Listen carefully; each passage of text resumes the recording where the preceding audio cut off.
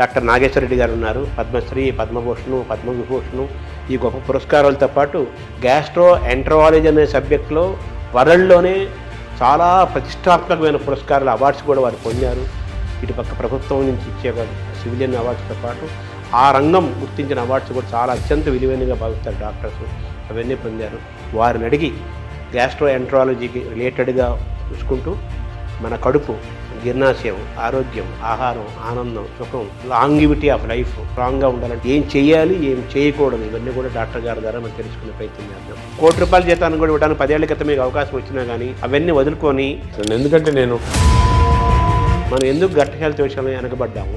చాలా వరకు ఈ బ్యాక్టీరియా కంట్రోల్లో జరుగుతుంది. ఐశ్వర్య రాయ్ అని యాక్ట్రెస్ ఉంది, ఆమె she's example of perfect health. అంత డిఫరెన్స్ ఉందా బ్యాక్టీరియా? థర్డ్ థింగ్ అంటే as far as possible normal delivery encourage చేయాలి, సిజేరియన్ డెలివరీ చేయాలి. ఫుడ్ ఈజ్ మెడిసిన్ కూడా అంటున్నారు. దానికి మేము చాలా రీసెర్చ్ చేశాను, మెడిటరేనియన్ ఫుడ్ అని. అన్నం తింటే తొందరగా అరుగుతుంది, ఈజీ డైజెస్టివ్ అనే మనకి ఈజీ డైజెషన్ మనకు మంచిది కాదు. మన భారతదేశాన్ని బ్లూ జోన్గా మార్చలేమా? బ్లూ జోన్ అంటే ఒకరిద్దరు పాటించింది కాదు. అంటే బ్లూ జోన్గా మారడం అంటే ఏం చేయాలి సార్? అందరూ అక్కడ 100 years బతుకుతారు. ఫుడ్ అండ్ యాక్టివిటీసే మెయిన్. ఎక్సర్సైజ్లో 2 types ఉన్నాయి. కొంతమందికి మార్నింగ్ ఎక్సర్సైజ్ చేస్తే మంచిది, కొంతమందికి రాత్రి చేస్తే మంచిది. అంటే స్లీప్ చేతిలో మనం ఉన్నామా? స్లీప్ మన చేతిలో తెచ్చుకోవచ్చు. స్లీప్ మన చేతి తెచ్చుకోవచ్చు. ఆ sunrise sunset timing maintain చేసి బాడీ మంది కదా, ఓన్ యువర్ ఓన్ బాడీ అంటాం మనం. ఒక్కొక్క దానికి ఒక్కొక్క ఏజ్ ఉంటుంది. Human beings actually 120 years normal. Bank లాగా స్టూల్ బ్యాంకులు వస్తాయని మంచి హెల్తీ పీపుల్ని స్టూల్ తీసుకుంటే. ఈ ఐబిఎస్ గురించి కూడా చాలా చర్చ జరుగుతుంది. IBS 30% of normal population IBS ఉంది. ఐబిఎస్ అంటే ఏమి? డైరియా రావచ్చు, కాన్స్టిపేషన్ రావచ్చు, పెయిన్ రావచ్చు, ఈ కాంబినేషన్లో రావచ్చు. ప్లాస్టిక్ దాని రోల్ కూడా ఉంది కదా సార్ అందులో. ఆ ఫ్యాటీ లివర్ పెరుగుతుంది కదా ఇప్పుడు. ఫ్యాటీ లివర్ ఉన్న వాళ్ళు ఫ్యాటీ లివర్తో చనిపోరు అంత తొందరగానే వచ్చేస్తే. I'm aiming in 5 years time. మన జీన్స్ వల్లనే మనకి ఈ ఫ్యాటీ లివర్ పెరుగుతుంది, పొట్టలు వస్తుంది, పొట్ట పెరుగుతుంది అంటున్నారు కదా. ఈ ఎపిజెనెటిక్స్ టెక్నిక్స్లో ఈ జీన్స్ని బ్లాక్ చేశారు. ఈ ఒబెసిటీని తగ్గించడానికి, డయాబెటీస్ని కంట్రోల్ చేయడానికి ఇంజెక్షన్స్ వచ్చాయి అంటున్నారు. మెడికల్ షాప్స్లో అమ్ముతున్నారు, తీసుకొని తప్పు చేయకూడదు. అది ఎందుకు అంటే మేజర్ గోల్ ఏంటి సార్ అంటే హెల్త్ ఫర్ పీపుల్. భారతదేశానికి నోబెల్ రాదా? మనం పని చేస్తూ ఉంటే ఏజీని ఎలా చూడాలనుకుంటున్నారు భవిష్యత్తులో? మీరు డాక్టర్స్కి, పబ్లిక్కి, ప్రభుత్వాలకి ఇచ్చే ఒక సింగిల్ మెసేజ్ ఏంటి సార్?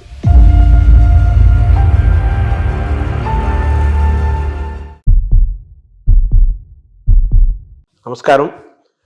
మనతో పాటు డాక్టర్ నాగేశ్వర రెడ్డి గారు ఉన్నారు. గ్యాస్ట్రో ఎంటరాలజిస్ట్గా వారు ప్రపంచ ప్రసిద్ధులు. అనేక పరిశోధనలు చేశారు, చేస్తున్నారు. కొత్తదనం కోసం ఎప్పుడు వారు వెంపర్లాడుతుంటారు. అంటే రీసెర్చ్, పరిశోధన జరగాలి, డాక్టర్లు అప్డేట్ అవ్వాలి. అలాగే ప్రజలకి, సామాన్యులకు కూడా వైద్యం ఏమిస్తోంది, వైద్యంలో జరుగుతున్న పరిశోధనలు ఏంటి, ఏమేమి అందుబాటులో ఉన్నాయి, ఇవన్నీ తెలుసుకుంటూ మన ఆరోగ్యాన్ని ఏ విధంగా కాపాడుకోవాలి, అనారోగ్యానికి ఎలా దూరంగా ఉండాలి, చిన్న చిన్న మార్పులతో కూడా మనం ఆరోగ్యాన్ని ఎలా మనం చేసుకోవచ్చు, ఇవన్నీ కూడా ఒక బాధ్యతాయుతమైన డాక్టర్గా వారి కెరీర్ని ప్రారంభించి ఈరోజు ప్రపంచ ప్రఖ్యాతి తీసుకొచ్చి గ్యాస్ట్రో ఎంటరాలజీలు అనే సబ్జెక్ట్లో వాళ్ళు టాప్లో ఉన్నారు.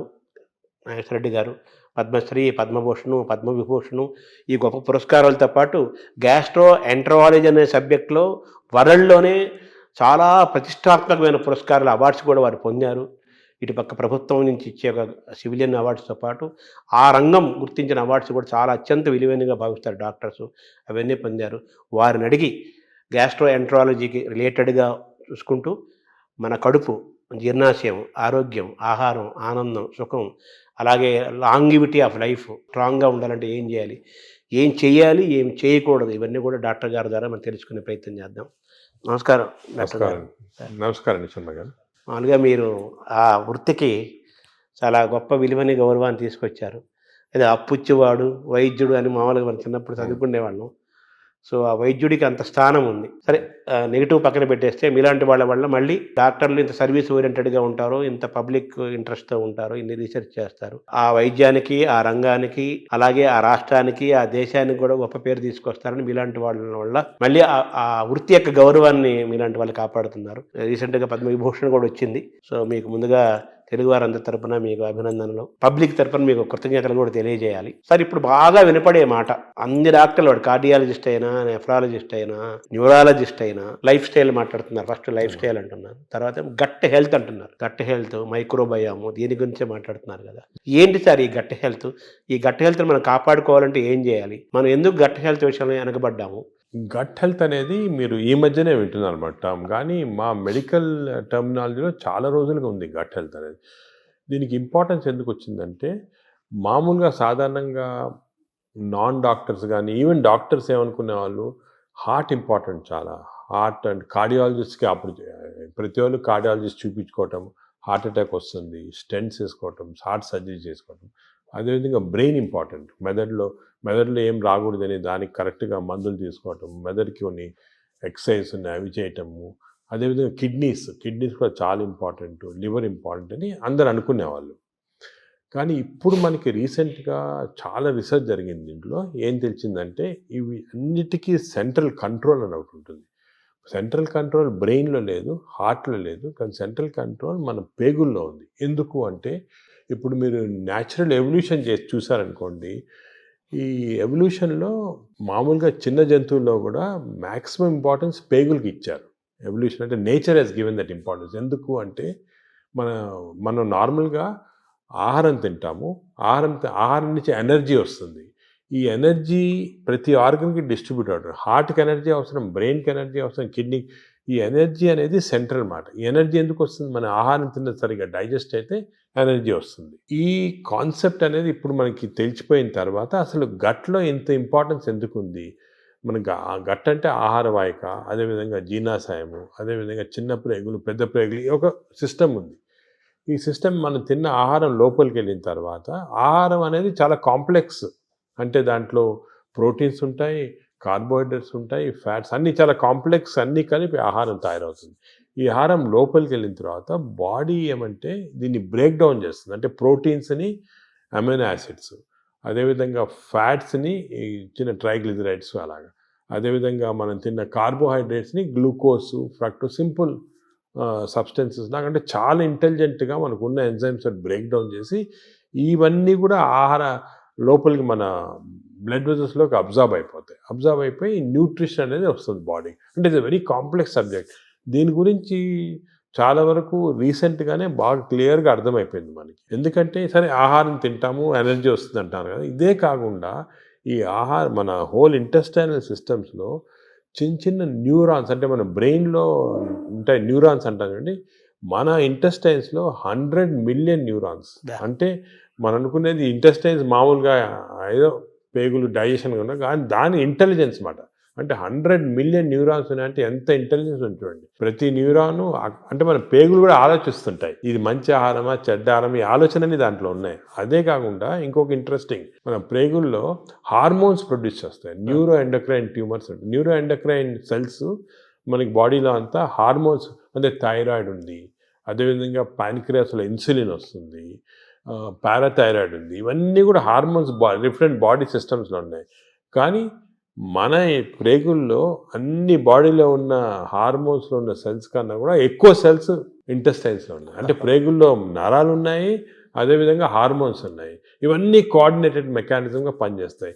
ఇప్పుడు మనకి నాలెడ్జ్ వచ్చింది. అంటే మనం ఆహారం, ఫర్ ఎగ్జాంపుల్ గ్లూకోజ్ తిన్నాం అనుకోండి, ఎక్కువ గ్లూకోజ్ తింటే, అంటే ఎక్కువ షుగర్ తింటే షుగర్ ఎక్కువ అవుతుంది బాడీలో అని మనకు తెలుసు. కానీ ఇప్పుడు ఎలా తెలిసిందంటే అంత సింపుల్ కాదు. మనం తిన్న ఆహారం, అంటే గ్లూకోజ్ కానీ ఏదన్నా కానీ షుగర్ కానీ బాడీలోకి వెళ్ళిన తర్వాత బాడీలో చిన్న ప్రేగులో సెన్సర్స్ ఉంటాయి.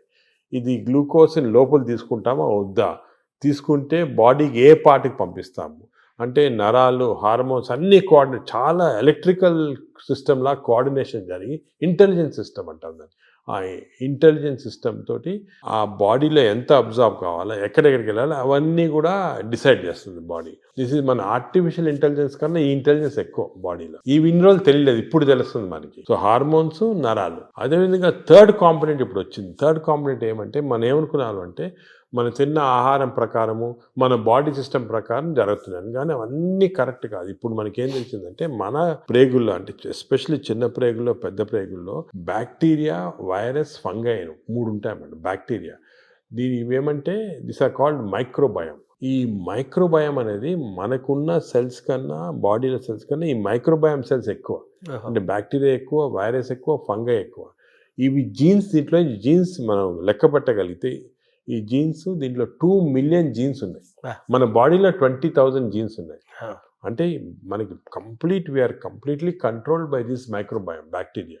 ఎందుకంటే అన్ని జీన్స్ ఉన్నాయి దాంట్లో. అంటే మన డిఎన్ఏ దానికి రిలేటెడ్ ఉంటుంది. డిఎన్ఏ, మన డిఎన్ఏ బ్యాక్టీరియా డిఎన్ఏ కాన్స్టెంట్గా they are touching each other, talking to each other. మన ఆహారం ఎంత తీసుకున్నా డైజెషన్ జరుగుతుంది కదా, ఎంత అబ్జర్వ్ కావాలి, ఎంత వెళ్ళాలని ఈ క్రాస్ టాక్ వల్ల జరుగుతూ ఉంది. మనం తిన్నదానిపైన డిసైడ్ కాదు, ఈ మైక్రోబయం పైన కూడా డిసైడ్ అవుతుంది. సపోజ్ మంచి మైక్రోబయం ఉందనుకోండి, మనని ప్రొటెక్ట్ చేస్తుంది. అరే ఈ బాడీని ప్రొటెక్ట్ చేయాలి, మనం ఈ బాడీలో ఉన్నాము, దీన్ని ప్రొటెక్ట్ చేయాలా అండ్ మంచి సబ్స్టెన్సెస్ అబ్జర్వ్ చేసి చెడ్డ సబ్స్టెన్సెస్ బయటికి పంపించేస్తుంది, మన మోషన్ ద్వారా వచ్చేస్తుంది. అదే చెడ్డ మైక్రోబయం ఉన్నాయనుకోండి, అంటే ఇది ఎలాగంటే ఎగ్జాంపుల్, ఒక దేశంలో ప్రజలు ఉంటారు, మంచి ప్రజలు ఉంటారు, చెడ్డ ప్రజలు ఉంటారు. మంచి ప్రజలు ఈ దేశానికి ఏమైనా చేయాలా, అవి చేయాలా అని ఆలోచిస్తూ ఉంటారు. అదే చెడ్డ ప్రజలు టెర్రరిస్ట్ ఎలా దీన్ని డిస్ట్రాయ్ చేస్తాము అని. మన బ్యాక్టీరియా కూడా బాడీలో అలాగే, మంచి ప్రజలు చెడ్డ ప్రజలు ఉన్నట్టు మంచి బ్యాక్టీరియా చెడ్డ bacteria, good bacteria bad bacteria. ఈ బ్యాడ్ బ్యాక్టీరియా ఎప్పుడు ఇలా బాడీని ఎలా డిస్ట్రాయ్ చేస్తాము, ఈ బాడీలో షుగర్ ఎలా ప్రొడ్యూస్ చేస్తాము, ఈ బాడీకి హార్ట్ ఎలాగ చెడిపేస్తాము, ఈ బాడీకి బ్రెయిన్ ఎలా చెడిపేస్తాము కాన్స్టెంట్గా ఉంటాయి. So there is a constant big battle మన ప్రేగుల్లో. బ్యాడ్ బ్యాక్టీరియా గుడ్ బ్యాక్టీరియాకి ఇప్పుడు వార్ జరుగుతూ ఉంది. లోపల పెద్ద సైన్యం ఉంది. అంటే మిలియన్స్ మన అంత పెద్ద సైన్యం. మనకి గుడ్ బ్యాక్టీరియా గెలిస్తే మనకి మంచిది బాడీకి. సో ఈ heart attacks, brain strokes, kidney damage ఇవన్నీ కూడా కొంతవరకు మనం అనుకున్నట్టు ఫిజియాలజీ ప్రకారం జరుగుతుంది, కానీ చాలా వరకు ఈ బ్యాక్టీరియా కంట్రోల్లో జరుగుతుంది. మనకు తెలిసిపోయింది ఇప్పుడు. దానికే మనం చూస్తుంటే కొంతమంది అది ఏదంటే తింటారు, నాకేం జబ్బులు రావు అంటారు. ఫర్ ఎగ్జాంపుల్, ఫేమస్ ఎగ్జాంపుల్ మనకి ఒక యాక్ట్రెస్ ఉంటుంది, ఐశ్వర్య రాయ్ అని యాక్ట్రెస్ ఉంటుంది. ఆమె she's example of perfect health. అందరూ అడిగేవాళ్ళు మీరు ఏం చేస్తారు, ఎక్సర్సైజ్ ఏం తింటారు, ఆమె ఏం లేదండి, ఏం చేయటం లేదు, మన న్యాచురల్ బాడీ. అప్పుడు ఊరికనే అందరు ఎలాగ natural, this is a natural. అంటే మన మంచి బ్యాక్టీరియా ఉంటే బాడీ గ్లో వస్తుంది, స్కిన్ గ్లో వస్తుంది, అదేవిధంగా షుగర్ కంట్రోల్లో ఉంటుంది. సో ఇది ఫండమెంటల్గా ఇది తెలిసిపోయింది ఇప్పుడు మనకి. సో మోస్ట్ ఇంపార్టెంట్ ఇప్పుడు ప్రజలు అడిగేది ఏమంటే ఎలాగ how to have good bacteria, how to avoid bad bacteria, ఇది అనేది ఫండమెంటల్ క్వశ్చన్ వచ్చింది మనకి. దీని గురించి చాలా రీసెర్చ్ జరుగుతుంది. ఇంకో ఫండమెంటల్ క్వశ్చన్ మా వాళ్ళు చాలామంది నన్ను అడుగుతుంటారు, అది ఇన్ని సంవత్సరాలుగా మనం చూస్తున్నాం కదా, ఇది ఎందుకు తెలియదు, ఈ నాలెడ్జ్ ఎందుకు లేదు? ఈ బ్యాక్టీరియా గురించి ఇప్పుడే 2-3 సంవత్సరాలుగా మాట్లాడుతున్నారు అందరూ, మీరు కూడా 2-3 సంవత్సరాలుగా ఎందుకు తెలియలేదంటే ఈ బ్యాక్టీరియా అనేది లోపల ఉంటాయి కదా, దీన్ని తీసి కల్చర్ చేసి స్టడీ చేసే టెక్నిక్స్ మన దగ్గర లేవు ఇన్ని రోజులు. గత 3-4 సంవత్సరాలుగా మెటాజీనోమిక్స్ అని కొత్త టెక్నాలజీ వచ్చింది. అంటే ఈ బ్యాక్టీరియా తీసి మనం జీనోమిక్ స్టడీస్ చేసి ఏ బ్యాక్టీరియా ఎన్ని ఉన్నాయి అవన్నీ కూడా జస్ట్ 2-3 ఇయర్స్గానే నాలెడ్జ్ వచ్చింది. దానివల్ల మనకు అంతా ఇప్పుడు తెలిసింది. That's why you're so excited about this knowledge. ఎందుకంటే ఈ కొత్త నాలెడ్జ్ ఇప్పుడు వచ్చింది కదా, ఇవన్నీ క్లారిఫై అయిపోతున్నాయి పాయింట్స్. మెటాజీనోమిక్స్ అని మేము మా హాస్పిటల్లో పెద్ద ల్యాబ్స్ పెట్టాము. మెటబాలోమిక్స్, దాని తర్వాత మెటాజీనోమిక్స్, మైక్రోబయామ్ ల్యాబ్ అని స్టార్ట్ చేసి ఇవన్నీ స్టడీ చేస్తున్నాం. అంటే ఈ మైక్రోబయామ్స్ ఉన్నాయి కదా, అవి కూడా దే ఆర్ ప్రొడ్యూసింగ్ సబ్స్టెన్సెస్, ఈ అని మెటబొలైట్స్ అంటారు. దాని స్టడీకి మెటబాలామిక్స్. మేము we're started a mass spectroscopy అని ఒక పెద్ద ఇన్స్ట్రుమెంట్, అది తీసుకొని స్టడీ చేస్తున్నాం. ఏ బ్యాక్టీరియా ఏది ప్రొడ్యూస్ చేస్తుంది మన బాడీలో. For example, there is a chemical called TMAO, TMAO. ఈ TMAO ప్రొడ్యూస్ చేసే బ్యాక్టీరియా ఎక్కువైతే ఆ ఎక్కువ సబ్స్టెన్స్ వెళ్ళి హార్ట్ అటాక్స్ ఇస్తుంది. So heart attack is not because of any clogging and all, is because of TMAO. So ఈ bacteria eliminate చేస్తే మనకి ఛాన్స్ తగ్గిపోతుంది హార్ట్ అటాక్. అదేవిధంగా బ్రెయిన్లో 2 సబ్స్టెన్సెస్ చాలా ఇంపార్టెంట్, డోపమిన్ అండ్ సెరటోనిన్. ఈ 2 కెమికల్స్ ఆర్ వెరీ ఇంపార్టెంట్. వాటి యొక్క చర్యలు ఏంటి సార్? ఇవి ఏం చేస్తాయి, డోపమిన్ ఈ బ్లడ్లో నుంచి బ్రెయిన్కి వెళ్ళిపోయి బ్రెయిన్ని స్టిమ్యులేట్ చేసి మనం మంచి థింకింగ్, స్మార్ట్ థింకింగ్, డల్నెస్ తగ్గించేస్తాయి, డిప్రెషన్ తగ్గించేస్తాయి. ఇవన్నీ కెమికల్స్ చేస్తామండి బ్రెయిన్లో. ఇంతకుముందు మనము కొంతమంది ఆర్టిఫిషియల్గా తీసుకునే వాళ్ళు, కానీ అది మంచిది కాదు. ఇంతకుముందు ఏమనుకున్నామంటే ఫుడ్, ఫర్ ఎగ్జాంపుల్ ఆల్మండ్స్ తింటే మంచిది, దాంట్లో సెరటోనిన్ ఇంక్రీజ్ అవుతాయని అనుకునేవాళ్ళు. కానీ ఫుడ్ డైరెక్ట్గా దానివల్ల కాదు. ఈ ఫుడ్, మనం తిన్న ఫుడ్ని బ్యాక్టీరియా తీసుకొని, ఫర్ ఎగ్జాంపుల్ మనం బాదం తిన్నామనుకోండి, మంచి బ్యాక్టీరియా ఉంటే బాదంని లో ఉన్న ట్రిప్టోఫాన్ని సెరటిన్ లాగా మార్చేస్తుంది బాడీకి. సెరటిన్ అంటే బ్యాక్టీరియా ప్రొడ్యూసింగ్ సెరటిన్, డోపమిన్, ఇవన్నీ కూడా ఇవి కూడా మంచి గుడ్ బ్యాక్టీరియా. డోపమిన్ వల్ల సార్ దానివల్ల ఏం జరుగుతుంది? డోపమిన్ వల్ల అగైన్ బాడీ యాక్ట్, ఎనర్జీ వస్తుంది, ఎక్సర్సైజ్ చేయాలనిపిస్తుంది, పాజిటివ్ థాట్స్ వస్తాయి. ఈ డోపమిన్ తక్కువ ఉన్న వాళ్ళు ఎప్పుడు డల్గా కూర్చొని ఎక్సర్సైజ్ చేయరు, దానివల్ల బద్ధంగా వచ్చే ఫ్యాట్, బాడీలో బాగా ఫ్యాట్ రావడం అవన్నీ అలా వస్తాయి. ఈ స్లీప్లెస్నెస్ అవన్నీ కూడా బ్యాక్టీరియాకి సంబంధించి. సో ఇవన్నీ మనకి ఇప్పుడు నాలెడ్జ్ వచ్చేసింది. ఈ బ్యాక్టీరియా ఏవే మంచిది, ఏవి చెడ్డవి, ఇవి మెయింటైన్ చేసుకోవాలి కరెక్ట్గా మనం. అంటే ఎలా మెయింటైన్ చేసుకోవాలి సార్? ఫుడ్లో ఉందా, మన ఎక్సర్సైజ్లో ఉందా? సో మనకి బ్యాక్టీరియా కూడా చాలా వరకు ఫుడ్లో, మనం తిన్న ఫుడ్ ప్రకారం ఒకటి, ఎక్స్టర్నల్ బ్యాక్టీరియా మనకు వస్తుంది. ఇది 3 ఇంపార్టెంట్ రీజన్స్ మనకు తెలియాలి, ప్రజలు కూడా తెలియాలి. ఏమంటే మనకి ఒరిజినల్గా పుట్టుకతోటే బ్యాక్టీరియా వస్తాయి బాడీలో, ఆహారం నుంచి. న్యూ బార్న్ ఆహారం తింది కదా, ఆహారం లేకుండా బ్యాక్టీరియా పుట్టుకతో. ఎలాగంటే మదర్ నుంచి డెలివరీలో వచ్చేస్తుంది బ్యాక్టీరియా. అంటే మన తొలి జీవే బ్యాక్టీరియా అని చెప్పచ్చా? అంటే తొలి జీవి అని కాదు, మనం పుట్టినప్పుడు మన కడుపులో స్టెరైల్గా ఉండవు, బ్యాక్టీరియా ఉంటాయి. ఎందుకు అంటే ఈ ఒకటి మన మదర్ ప్లసెంటా ఉంటుంది కదా, లోపల బర్త్ అవుట్ ప్లసెంటాలో కొంతవరకు బ్యాక్టీరియా వెళ్ళిపోతాయి. అంటే ఆమ్నియాటిక్ ఫ్లూయిడ్ అని ఉంటుంది దాంట్లో బ్యాక్టీరియా. అదేవిధంగా బర్త్ కెనాల్ నుంచి పాస్ అయినప్పుడు బేబీ బ్యాక్టీరియా కొన్ని మింగేస్తాయి మదర్ బేబీ. దానికే మేము చాలా రీసెర్చ్ జరిగింది దీని గురించి. ఏం కనుక్కున్నామంటే, మనకి suppose baby is born natural birth, antibiotics వాడలేదు 6 months, మదర్స్ మిల్క్ ఇచ్చామనుకోండి, మదర్స్ మిల్క్ 6 months వాడితే మంచి బ్యాక్టీరియా ఉంటాయి పుట్టుకతోటి. 6 months తర్వాత మంచి బ్యాక్టీరియా. అదే కాకుండా ఈ సిజేరియన్ డెలివరీ చేసి బ్రెస్ట్ మిల్క్ ఇవ్వకపోతే యాంటీబయాటిక్స్ ఫస్ట్ 6 monthsలో వాడితే చిల్డ్రన్లో బ్యాక్టీరియా మార్పులు వచ్చేస్తాయి, చెడ్డ బ్యాక్టీరియా ఉంటాయి. సో పుట్టుకతోటి we're starting with advantage or disadvantage.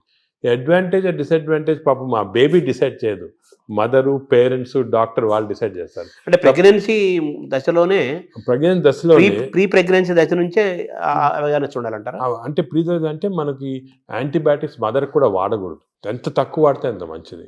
బేబీకి 6 months దాకా అసలు యాంటీబయాటిక్ వాడకపోతే మంచిది. ఇంకోటి ఫీడింగ్ కూడా మనం ఎంకరేజ్ చేయాలి. ఊర్లలో చేసేవాళ్ళు ఇంతకుముందు, ఇప్పుడు ఏదో సిటీస్లో అంతా ఫ్యాషన్ అయిపోయింది ఈ డబ్బా పాలియటం అని, అవన్నీ పోవాలి. 6 months దాకా కంపల్సరీ బేబీకి మదర్ మిల్క్ ఇవ్వాలి. మదర్ మిల్క్లో కొన్ని సబ్స్టెన్సెస్ ఉన్నాయి, స్పెషల్ సబ్స్టెన్స్, అంటే నేచర్ ఇచ్చింది. ఈ సబ్స్టెన్సెస్ వల్ల మంచి బ్యాక్టీరియా గ్రోత్ వచ్చేస్తుంది బాడీలో. బ్రెస్ట్ మిల్క్ ఇది best breast milk is best milk and breast milk is best for bacteria, correct bacteria. అది ఇప్పుడు తెలిసిపోయింది క్లియర్గా. సో 6 months ఉండాలి. అదేవిధంగా చిల్డ్రన్కి ఎంత మరీ అవసరమైతే తప్ప యాంటీబయాటిక్స్ ఇవ్వకూడదు. యాంటీబయాటిక్స్ మనం ఇచ్చేసామనుకోండి బ్యాక్టీరియా చేంజ్ అయ్యాం. ఇప్పుడు యాంటీబయాటిక్స్ అంతకుముందు డాక్టర్ ప్రిస్క్రిప్షన్ అవి ఉండేవి, ఇప్పుడు అవి లేవు, అందరూ మెడికల్ షాప్కి వెళ్ళి తీసుకోవడం అది కరెక్ట్ కాదు. దానికి యాంటీబయాటిక్స్ ఇవ్వకూడదు. థర్డ్ థింగ్ ఏమంటే, as far as possible normal delivery encourage చేయాలి, సిజేరియన్ డెలివరీ చేయకూడదు. అవునా సార్? అంటే అంత డిఫరెన్స్ ఉందా? డిఫరెన్స్ ఉందా? సిజేరియన్ ఇప్పుడు అసలు హాంకాంగ్లో ఒక మంచి ఇచ్చేసారు. ఇప్పుడు ఏం చేస్తారంటే, అక్కడ సిజేరియన్ డెలివరీస్ ఎక్కువ అవుతున్నాయని మదర్కి ఆ సిజేరియన్ డెలివరీ టైంలో స్టూల్ ఉంటుంది, అది తీసి పక్కకు ఫ్రిడ్జ్లో పెట్టి బేబీ డెలివరీ సిజేరియన్ అయినా కూడా బేబీ డెలివరీ అయిన తర్వాత ఆ స్టూల్ ఫీడ్ చేస్తున్నారు బేబీకి. అవును.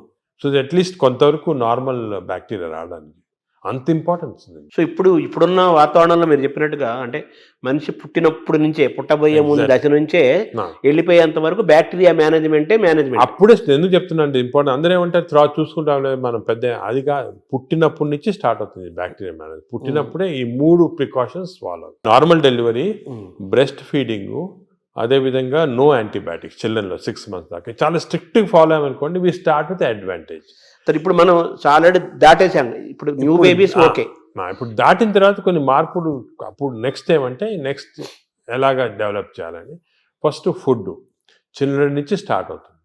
చిల్డ్రన్ నుంచి కొన్ని టైప్ ఆఫ్, ఇప్పుడు ఫైబర్ ఎక్కువ ఉన్న ఫుడ్, దాని తర్వాత ఎక్కువ న్యాచురల్ ఫుడ్స్, అంటే మన ఆర్గానిక్ ఫుడ్, అటువంటి న్యాచురల్ ఫుడ్స్, ఎక్కువ వెజిటబుల్స్, ఇటువంటివన్నీ మంచివి. కానీ అన్ఫార్చునేట్లీ ఒక రాంగ్ థింగ్ ఏమవుతుందంటే, ఫాస్ట్ ఫుడ్. చిల్డ్రన్ స్కూల్కి వెళ్ళగానే పక్కనే ఫాస్ట్ ఫుడ్ షాప్ ఉంటుంది, ఫాస్ట్ ఫుడ్స్, ఈ బర్గర్స్, చిప్స్, ఇటువంటివన్నీ, నూడిల్స్, ఇవన్నీ కూడా బ్యాడ్ బ్యాక్టీరియా కారణం. అసలు మనం నెక్స్ట్ స్టెప్ చిల్డ్రన్లో ఏం చేయాలంటే, హెల్తీ ఫుడ్ హ్యాబిట్స్ చాలా స్ట్రాంగ్గా పెట్టాలి. ఇంకోటి వర్స్ట్ ఏమంటే, ఈ సోడా డ్రింక్స్, ఫ్రక్టోస్ అని ఉంటుంది దాంట్లో, ఈ కార్న్ సిరప్ ఉంటుంది, ఈ సోడాస్లో చాలా రాంగ్ బ్యాక్టీరియా వచ్చేస్తాయి. Cool drinks sir? Cool drinks అస్సలు తీసుకోకూడదు. Cool drinks even fruit juice కూడా ఐ డోంట్ అడ్వైస్. ఫ్రూట్స్ మంచిది, ఎందుకంటే ఫైబర్ ఉంటుంది. ఫ్రూట్ జ్యూస్లో ఏముంటుంది, ఒట్టి ఫ్రక్టోస్ ఉంటుంది. ఫ్రక్టోస్ అనే సబ్స్టెన్స్ గ్లూకోజ్ కన్నా కూడా డేంజరస్. అసలు దానికే కూల్ డ్రింక్స్, ఫ్రూట్ జ్యూసెస్ తాగకూడదు. అందరు మిస్టేక్ అంటే కూల్ డ్రింక్స్ తాగడం లేదు, ఫ్రూట్ జ్యూస్ తాగుతున్నాడు. ఫ్రూట్ జ్యూస్ తాగకపోతే ఫ్రూట్ తినొచ్చు కదా. అవును, ఫ్రూట్లో ఫైబర్ ఉంటుంది, న్యాచురల్ అది. మీకు ఫ్రూట్ జ్యూస్లో ఫ్రక్టోస్ వచ్చి బాడీకి మంచిది కాదు ఫ్రక్టోస్. సో అది we should avoid completely. So children next step, baby నుంచి చిల్డ్రన్లో ఏమంటే we should advise them healthy foods.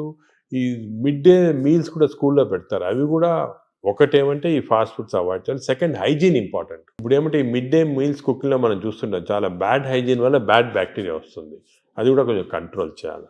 Fibre అది కంట్రోల్ చేయాలి, చాలా important. So these are all very important children లెవెల్లో. ఇంకోటి, చిల్డ్రన్లో ఫిజికల్ యాక్టివిటీ బాగుంటే మంచి బ్యాక్టీరియా వస్తున్నాయని అది కూడా తెలిసిపోయింది. యాక్టివిటీ సెల్ ఫోన్కి అటాచ్ అయిపోతున్నారు అంతే, అది తప్పది. సో చిల్డ్రన్లో ఫిజికల్ యాక్టివిటీ వల్ల కూడా బ్యాక్టీరియా చేంజ్ అవుతున్నాయి. So we have to encourage sports, physical activity. So మంచి nutrition, hygienic nutrition, organic food, అదేవిధంగా physical activity. Avoid juices, fruit juices కానీ సోడాస్ కానీ, avoid unhygienic food, avoid fast foods. Simple. అంటే చిన్నపిల్లలు, teenagers, adolescence, తర్వాత అలా age పెరుగుతూ next age ఇప్పుడు ఏమంటే ఇంకోటి బ్యాక్టీరియా ఏం చూసామంటే, చిన్నప్పుడు మార్పులు చేయటం సులభం, పెద్ద అయిన తర్వాత కష్టం. అంత ఈజీ కాదు, చాలా ఎఫర్ట్ పెట్టాలి పెద్ద అయిన తర్వాత చేంజ్ చేయడానికి. మీరు ఫుడ్ అనేది చాలా ఇంపార్టెంట్, ఫుడ్ ఈజ్ మెడిసిన్ కూడా అంటున్నారు. ఆ ఫుడ్ దానికే మేము చాలా రీసెర్చ్ చేసాము, మెడిటరేనియన్ ఫుడ్ అని. ఫర్ ఎగ్జాంపుల్ కొన్ని టైప్స్ ఆఫ్ ఫుడ్, ఈ కోకోనట్ వాటర్ అనుకోండి, 2 గ్లాసులు కోకోనట్ వాటర్ తాగితే మంచి బ్యాక్టీరియా ఉంటుంది. అదేవిధంగా బ్లాక్ కాఫీ, అసలు మిల్క్ అనేది రాంగ్ కాన్సెప్ట్. పెరుగు మంచిది కానీ పాలు మంచిది. ప్రోబయోటిక్ అంటారు కదా, పెరుగులో ప్రోబయోటిక్స్ ఉంటాయి. ప్రోబయోటిక్స్ జనరల్, పాలు మంచిది కాదు. ఎందుకంటే మనం వేరే స్పీసీస్ పాలు తాగుతున్నాం. మదర్ మిల్క్ మంచిది బేబీకి. అవును, 6 months అయిన తర్వాత వేరే స్పీసీస్ పాలు మంచిది కాదు. ఎందుకంటే పాలు, ఒక స్పీసీస్లో పాలు is meant only for that species. ఇప్పుడు ఆవు పాలు అనుకోండి, ఆవు పాలు అంటే దూడకు మంచిది, అది గ్రోత్కి మంచిది, చాలా ఎక్స్పోనెన్షియల్ గ్రోత్ అవుతుంది బేబీ. కాఫీ మంచిది కానీ వేరే మనం తాగటం మంచిది. అంటే మన వాళ్ళు ఆయుర్వేదం కూడా మనం సెకండ్ మాట్లాడుకుంటే వాళ్ళు ఏమంటారంటే ఆవు నెయ్యి, ఆవు పాలు, ఆవు ద్వారా వచ్చేదంతా కూడా మనకు మంచిది, బ్రెయిన్. ఆవు పాలు కాదు, ఆవు గీ పర్వాలేదు కానీ ఆవు పాలు మనకి కర్డ్స్ ఫామ్లో, అటువంటి ఫామ్లో మంచిగా. యాక్చువల్ మిల్క్ తీసుకుంటే దట్ ఆవు పాలు మెంట్ ఓన్లీ ఫర్ కాఫ్, అంటే వాళ్ళ పిల్లలకి అంతే. మనం వేరే స్పీసీస్ పాలు దాటం కరెక్ట్ కాదు, అది నేచర్ అగైన్స్ట్. అది అంటే మనుషులు వాళ్ళు తీసుకోవాలి, మనుషులంటే అంతే, exact same species, that is nature. మన నేచర్ కి వ్యతిరేకంగా వెళ్తుంది. ఆవు నెయ్యి మంచిది అంటారు కదా, బ్రెయిన్ మంచిదని కాదు, అంటే కొంతవరకు ఇంతకుముందు నెయ్యి తీసుకోవడం మంచిది కాదు అంటే, ఇప్పుడు కొంతవరకు లిమిటెడ్ క్వాంటిటీస్ లో పర్వాలేదు నేను వచ్చింది, అంతేగాని మంచిదని కాదు, ఎక్కువ తీసుకోవడం మంచిది అలా కాదు. ఇందులో ఈ జర్నీలో అవాయిడ్ వైట్స్ అనేది ఒక పెద్ద ప్రచారం జరుగుతుంది కదా సార్, అది అవాయిడ్ ఏదంటారు? అవాయిడ్ వైట్స్ అంటే అన్నము, వైట్ అనేది జనరల్ టర్మినాలజీ, కానీ జనరల్ గా దోస్ అంటే ఇప్పుడు మనం ఫుడ్ లో కార్బోహైడ్రేట్స్, ప్రోటీన్, ఫ్యాట్ లో saturated fat, unsaturated fat example ఏమంటే ఆలివ్ ఆయిల్. వెస్టర్న్ కంట్రీస్ లో ఆలివ్ ఆయిల్ ఎక్కువ తింటాం, మనం ఆలివ్ ఆయిల్ తో కుక్ చేయలేము.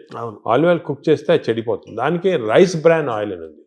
Rice bran oil is equal to olive oil, దీనికి అన్సాచురేటెడ్ ఫ్యాటీ యాసిడ్ ఎక్కువ. Saturated fatty acids are hydrogenated fats ఏమంటే వనస్పతి, కొంతవరకు గీ, అవి మంచిది కాదు. కొంతవరకు మన కౌ గీ అంటే ఆవుది వచ్చిన గీ కొంతవరకు పర్వాలేదు, ఎక్కువ మంచిది కాదు. అన్నం కూడా తినొద్దు అంటున్నారు కదా వైట్స్ లో, అది ఫ్యాట్స్ పార్ట్. సో ఎక్కువ అన్సాచురేటెడ్ ఫ్యాటీ యాసిడ్స్ అవి మంచిది. హైడ్రోజనేటెడ్ ఫ్యాటీ యాసిడ్స్ వనస్పతి లాంటిది అవి మంచిది కాదు. నా సెకండ్ ఏమంటే కమింగ్ టు కార్బోహైడ్రేట్స్లో సింపుల్ కార్బోహైడ్రేట్స్, కాంప్లెక్స్ కార్బోహైడ్రేట్స్ ఉంటాయి. సింపుల్ కార్బోహైడ్రేట్స్ అంటే ఏమి, రైసు ఇటువంటివి. ఏమంటే సింపుల్, దీంట్లో ఎక్కువ ఫైబర్ ఉండదు, మనం తింటే గ్లూకోజ్ ఇమ్మీడియట్గా బాడీలో అబ్జర్వ్ అయిపోయి మంచిది కాదు. లోపల బ్యాక్టీరియా కూడా అవి కూడా లేజీ అయిపోతాయి, ఎక్కువ పని లేదు దానికి. రైస్ ఇచ్చామనుకోండి, గ్లూకోజ్ తీసి బాడీకి పంపించే డ్రౌజినెస్. వేరే same complex carbohydrates millets out example. Millets అనుకోండి, దాంట్లో చాలా ఫైబర్ ఉంటుంది, గ్లూకోజ్ ఆ ఫైబర్ మధ్యలో ఉంటుంది, దాన్ని ఎక్స్ట్రాక్ట్ చేయాలంటే అంత ఈజీ కాదు, బ్యాక్టీరియా కూడా కొంచెం పనిచేయాలి దానికి. అంటే ఒకప్పుడు మనం రాగులు, సజ్జలు, మంచి జొన్నలు, ఆరికలు, కొర్రలు, రాగులు కానీ మంచిది, ఈ సొరగము అవన్నీ కూడా అంటే మిల్లెట్స్ ఆర్ వెరీ గుడ్. ఇవి మనం రియలైజింగ్ నా ఎక్కువ మిల్లెట్స్ తింటే మంచిది అది. సో దీస్ కార్బోహైడ్రేట్స్లో మిల్లెట్స్ ఎక్కువ కాన్సన్ట్రేట్ చేసేసి polished, especially polished rice avoid చేయాలి. అంటే మామూలుగా అన్నము కంపారిటివ్ గా అన్నం తింటే తొందరగా అరుగుతుంది, ఈజీ డైజెస్టివ్ అనే మనకి ఈజీ డైజెషన్ మనకు మంచిది కాదు. మనకి ఈజీ డైజెషన్ అంటే పేషెంట్స్కి బాగా వీక్ ఉన్న వాళ్ళకి అవసరం, కానీ మనకి నార్మల్ కాంప్లెక్స్ డైజెషన్ మంచిది. ఎందుకంటే కాంప్లెక్స్ డైజెషన్లో ఫైబర్, దీన్ని గ్లైసిమిక్ ఇండెక్స్ అంటారు, ఒక టర్మినాలజీ పబ్లిక్ కూడా తెలియాలి. గ్లైసిమిక్ ఇండెక్స్ అంటే ఏమంటే మన ఆహారం తిన్నామంటే మన బ్లడ్ షుగర్ లెవెల్ ఎంత ఇంక్రీజ్ అవుతుంది. సో గ్లైసిమిక్ ఇండెక్స్ ఒక ఫుడ్ ఎక్కువ ఉంది అంటే డైజెషన్ కావచ్చు, కానీ ఆ గ్లైసిమిక్ ఇండెక్స్ ఎక్కువ కావటం వల్ల గ్లూకోజ్ ఎక్కువే మంచిది కాదు బాడీకి. సో రైస్కి, షుగర్కి మ్యాక్సిమం గ్లైసిమిక్ ఇండెక్స్, ఎందుకంటే షుగర్ తినడానికి ఇమీడియట్ గ్లూకోజ్ ఎక్కువ అవుతుంది, రైస్ తినడానికి కొంతవరకు అవుతుంది. కానీ కాంప్లెక్స్ కార్బోహైడ్రేట్స్ మిల్లెట్స్ అయితే గ్లైసిమిక్ ఇండెక్స్ తక్కువ. కొన్ని ఉన్నాయి బీన్స్, మన చిక్కుడుకాయ, ఇది కిడ్నీ బీన్స్ అంటారు అవి, అవన్నీ రాజ్మా, ఇవన్నీ గ్లైసిమిక్ ఇండెక్స్ తక్కువ. అవి కూడా కార్బోహైడ్రేట్స్, గ్లైసిమిక్ ఇండెక్స్ తక్కువ. అంటే అవి తింటే దాంట్లో ఫైబర్ నుంచి గ్లూకోజ్ బయటికి లాగాల, బ్యాక్టీరియా పనిచేయాలి, అన్ని చేసి స్లోగా గ్లూకోజ్ ఇంక్రీజ్ అవుతుంది. సో దట్ ఈస్ నాట్, అది మంచిది. లో గ్లైసిమిక్ ఇండెక్స్ అంటే మంచిది. సో ఇది కార్బోహైడ్రేట్స్. సో అరుగుదల రైస్ తింటే మంచిది అరగటం అనేది మంచిది కాదు, తొందరగా అరగకూడదు, డిలేగా. థర్డ్ ఆస్పెక్ట్ ప్రోటీన్లో మనకి యానిమల్ ప్రోటీన్, వెజిటబుల్ ప్రోటీన్ అంటే ఈ స్ప్రౌట్స్, దాల్స్, ఇవన్నీ వెజిటబుల్ ప్రోటీన్. యానిమల్ ప్రోటీన్లో కొన్ని మంచి ఉంది, చెడు ఉంది. Animal protein high quality protein, for example eggs అనుకోండి, మంచిది యానిమల్ ప్రోటీన్. అదేవిధంగా కొంతవరకు ఫిష్ మంచి ప్రోటీన్, అంటే దాంట్లో ఎక్కువ ఫ్యాట్ లేదు. కానీ ఇప్పుడు రెడ్ మీట్ అనుకోండి, దాంట్లో సాచురేటెడ్ ఫ్యాట్ ఎక్కువ, అది మంచిది కాదు. అసలు రెడ్ మీట్ అనేది తినకూడదు అసలు. ఈ రెడ్ మీట్ వల్ల మనకి బాడీ హార్మ్ కాకుండా ఈ బాడీలో క్యాన్సర్స్ రావటము, కోలన్ క్యాన్సర్స్ వెస్టర్న్ కంట్రీలో చాలా ఎక్కువ పాలిప్స్ రెడ్ మీట్ వల్ల. So red meat complete avoid చేస్తేనే బెటర్. సో ఇవి కొన్ని జనరల్ ప్రిన్సిపల్స్ మాట. దీంట్లో స్పెసిఫిక్గా మేము ఈచ్ పేషెంట్కి అడ్వైస్ చేస్తుంటాం. ఎందుకంటే ఇవి ఇంపార్టెన్స్ ఎందుకు వచ్చింది వాటికంటే, మన ప్రపంచంలో 5 బ్లూ జోన్స్ అని ఉన్నాయి. బ్లూ జోన్స్ అంటారు, బ్లూ జోన్స్. ఈ 5 బ్లూ జోన్స్లో ఫర్ ఎగ్జాంపుల్ సార్డినియా అని ఇటలీలో ఉంది, అదేవిధంగా లైమలోండా అని చిన్న అంటే ఒక్కనవా అని జపాన్లో ఉంది. ఈ 5 బ్లూ జోన్స్లో ఏమంటే people are living for very long period. ఈ బ్లూ జోన్స్, అవి బ్లూ జోన్స్ అంటారు. అంటే కొన్ని వరల్డ్లో 5 బ్లూ జోన్స్లో people are living mainly 100 years దాకా. అందరు అక్కడ 100 years బతుకుతారు. లాంగివిటీ ఒకటి, హెల్తీగా ఉన్నారు అందరు. డయాబెటీస్ తక్కువ, హైపర్ టెన్షన్, హార్ట్ డిసీజ్. ఎందుకు అని చాలామంది దీన్ని రీసెర్చ్ చేసి చూస్తే మెయిన్గా వాళ్ళ 2 diet habits, second physical activity. They are all very active physically. 100 years అయినా కూడా వాడు వాక్స్కి వెళ్తుంటారు, ఇది చేస్తారు, గార్డెనింగ్ చేస్తారు, సైకిల్తో కూడా వెళ్ళిపోతారు. మెంటలీ బాగా యాక్టివ్ ఉంటారు. డయట్ వాళ్ళది మెడిటరేనియన్ డయట్ అని ఎక్కువ తింటారు. ఇది మెడిటరేనియన్ అంటే olive oil, nuts, vegetables, fresh fruits, fish. Food and యాక్టివిటీసే మెయిన్. ఫుడ్ ఇటువంటి ఫుడ్ అంటే మన బాడీకి ఎక్కువ స్ట్రెయిన్ లేకుండా మంచి ఫుడ్. ఇవి మేము యాక్చువల్లీ మా దాంట్లో రీసెర్చ్ చేసి ఇటువంటి ఫుడ్ ఆలివ్ ఆయిల్ మనం తినలేము. Then we are converted it Indo Mediterranean diet. మా వెబ్సైట్లో దొరుకుతుంది, మీకు 400 రెసిపీస్ ఉన్నాయి. అంటే మెడిటరేనియన్ దోశ ఎలా చేయాలా, మెడిటరేనియన్ ఇడ్లీ ఎలా ఉంటుంది, వేరేగా ఉంటుంది మన దాంట్లో. మన ఇడ్లీ అనుకోండి రిఫైన్డ్ కార్బోహైడ్రేట్, అది తింటే గ్లూకోజ్ తక్కువ ఇంక్రీజ్ మంచిదిగా. మెడిటరేనియన్ ఇడ్లీ తింటే అలా కాదు, స్లోగా డైజెస్ట్ అయ్యి బాడీకి మంచిది. సో ఏమంటే అంటే మామూలుగా అందరికి ఉండే నోషన్ ఏంటంటే తొందరగా అరిగేది మంచి ఫుడ్ అని, తర్వాత మన బాడీ చాలా బాగా పనిచేస్తుంది అని ఫీలింగ్ లో ఉంటారు. తప్పు అదే ఐ వాంట్ యూనోటి. అసలు అరుగుదల స్లోగా అరిగేది మంచిది. Body has to work for digestion. బాడీలో స్లోగా గ్లూకోజ్ రావాలా. పేషెంట్స్కే మనకి వి వాంట్ క్విక్ డైజెషన్ ఉంటుంది, మన నార్మల్ పీపుల్కి అది మంచిది కాదు. సార్ ఈ ప్రోటీన్ గురించి మీరు చెప్పారు కదా, ఫిష్, ఎగ్స్ ఇవి చెప్పారు. ఇదంతా వెజిటేరియన్ వాళ్ళకి ఎక్కడ నుంచి? వెజిటేరియన్ వాళ్ళకి ప్రోటీన్స్ చాలా, అసలు వెజిటేరియన్ ప్రోటీన్ మంచి ప్రోటీను, దాల్, స్ప్రౌట్స్, ఆల్ లెంటిల్స్లో ప్రోటీన్స్ ఉంటాయి. బీన్స్, ఇటువంటి దాంట్లో కూడా పెసర మంచిది. ఇప్పుడు దోశ బదులు పెసరట్టు తినండి, మంచిది. మన పెసరట్టు మంచిది చాలా. మీరు ఒక 2 రోజులు దోశలు ఇడ్లీలు ఆపేసి పెసరట్టు తినండి, మంచిది చాలా. పెసరట్టు మన ట్రెడిషనల్గా చూడండి, పెసరట్టు, కోకోనట్ చట్నీ, సాంబారు, అల్లం పచ్చి, ఇవన్నీ మంచి అసలు హెల్తీ. అలా తిన్నాం అనుకోండి మనకి మంచి హెల్త్కి మంచిది. సో ఈ western breakfast toast butter egg అన్న బదులు ఇవి మంచి మాట. అంటే మామూలుగా ఈ ప్రపంచం పెద్దది, ఒక్కొక్క ప్రాంతంలో ఒక రకమైన శీతోష్ణ స్థితిలో, అంటే చలి శీతోష్ణ పరిస్థితుల్లో ఒక్కో ప్రాంతానికి ఒక్కో రకంగా ఉంటాయి, జీన్స్ ఒక్కో రకంగా ఉంటాయి. దీన్ని స్టడీ చేసి కొన్ని వందల వేల సంవత్సరాల క్రితమే ఆయా ప్రాంతాలకి ఈ ఆహారం మన వాళ్ళు డిసైడ్ చేశారు. 100 ఏళ్ల నుంచి మనం అవే ఫాలో అవుతున్నాము కదా. ఇప్పుడు ఇది మారుతుంది. మారడం లేదు. నేను అనేది ఏమంటే మనం ఏ ప్రాంతంలో ఉన్నామంటే ఆ ప్రాంతము భోజనం ఫుడ్స్ అడాప్ట్ చేయడం మంచిది. అవును, మీరు చెప్పాను కదా, ఫర్ ఎగ్జాంపుల్ పెసరట్టు మన దాంట్లో, అలాగా చాలా చిక్కుడుకాయతో చేస్తారు, లాల్తో చేస్తారు, సాంబారు, ఇటువంటివన్నీ హెల్తీ ఫుడ్స్. ఇవి మనము అదే కంటిన్యూ చేయాలి. బట్ ఏమంటే కొత్తగా వెస్టర్నైజ్ ఫుడ్స్, ఇప్పుడు ఇడ్లీ కూడా మనకి వేరే టైప్స్లో చేయొచ్చు. పురాణాలు వేరే మామూలుగా ప్యూర్ ఇడ్లీ వచ్చింది అనుకోండి, కంప్లీట్ డైజెస్టెడ్, అవన్నీ మోడర్న్. ఇది అది ఆవిరికూడు అనేవాళ్ళు, ఆవిరికూడు అనేవాళ్ళము. అలాగే ఇప్పుడు మనము ఆపం తీసుకోండి, ఆపం కూడా బాగా స్టీమ్డ్, అది మంచి ఇది, అది కేరళ వాళ్ళు ఎక్కువ తింటారు, అది తింటారు మన దగ్గర కూడా. సో ఇటువంటివన్నీ ఒరిజినల్ డైట్స్ అని మనం ఫాలో అయ్యి ఈ కొత్త అడిషన్స్ వచ్చాయి చూడండి, అవి మంచిది కాదు. మన ఏ రీజన్లో ఉంటే ఆ ఆహారం తింటాం. కేరళ అనుకోండి, ఆ కేరళ వాళ్ళు తిన్న ఆహారం అది మంచిది, లోకల్గా వాళ్ళకి ఎక్కడ గ్రో అయిన ఆహారం తింటే అది చాలా మంచిది. మన ఈ వెస్టర్నైజ్ డైట్స్ వచ్చి చాలా ఇచ్చేస్తుంది. ఈ వెస్టర్నైజ్ డైట్స్ కూడా మన డైట్స్కి అడాప్ట్ చేసుకోవాలి. అవి తింటే కూడా మనం ప్యూర్ వెస్టర్నైజ్డ్ మెడిటరేనియన్ డైట్ మనం తినలేము. మన దానికి అడాప్ట్ చేసుకొని తింటే మనకి మంచిది. మన దోశలు వాళ్ళు తింటున్నారు, వాళ్ళ బర్గర్లు పిజ్జాలు మనం తింటున్నాం. అదే మిస్టేక్. ఇప్పుడు మామూలుగా నేను విన్నాను, ఎవరో చెప్పగా విన్నాను, ఈ బ్యాక్టీరియా మైక్రోబయోమ్ ఇంపార్టెంట్ అని చెప్పారు కదా మీరు. ఈ క్రమంలో అసలు మన బ్యాక్టీరియా ఆల్మోస్ట్ మనం కోల్పోయి యూరోపియన్ బ్యాక్టీరియా వచ్చేసింది అంటున్నారు మనలోకి. అది కరెక్ట్. అంటే స్లోగా ఈ వెస్టర్నైజేషన్ వల్ల మనకి మంచి బ్యాక్టీరియా ఉంది, అది పోయి బ్యాడ్ బ్యాక్టీరియా వచ్చి ఓవర్టేక్ చేస్తూ ఉంది. సో మనం ఇప్పుడు అగైన్ దీని గురించి కూడా మేము చాలా రీసెర్చ్ చేస్తున్నాము. We're studying bacteria in different people in different places. మన కుంభమేళా జరిగింది, దాంట్లో చాలా బ్యాక్టీరియల్ స్టడీస్ చేసాము. అలాగే వీఆర్ డన్ మంచి రిజల్ట్స్ పబ్లిష్ చేస్తున్నాం. ఇప్పుడు నేను ప్రకారం మన బ్యాక్టీరియా, మన న్యాచురల్ బ్యాక్టీరియా, మన దేశంలో ఉన్న బ్యాక్టీరియా, మన ప్రాంతాల్లో ఉన్న మంచి బ్యాక్టీరియా, అవి ప్రిజర్వ్ చేసుకోవాలి.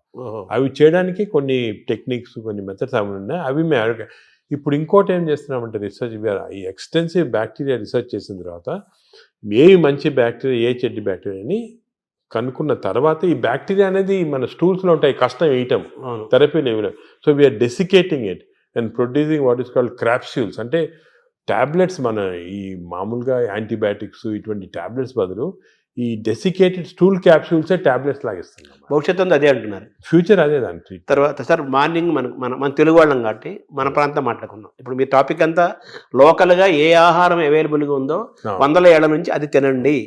లోకల్గా మనం ఎలా ఉన్నామో దాన్ని ఫాలో. సేమ్ ఫిజికల్ యాక్టివిటీ చూసుకోండి, same activity, you don't have to. కానీ ఇప్పుడు ఆ ఆఫీస్లో కూర్చోవడం టైం లేకుండా వేరే అడ్వకేటింగ్, సరే ఎక్సర్సైజ్ 1 అవర్ చేయాలా, ఎక్సర్సైజ్ చేయాలా.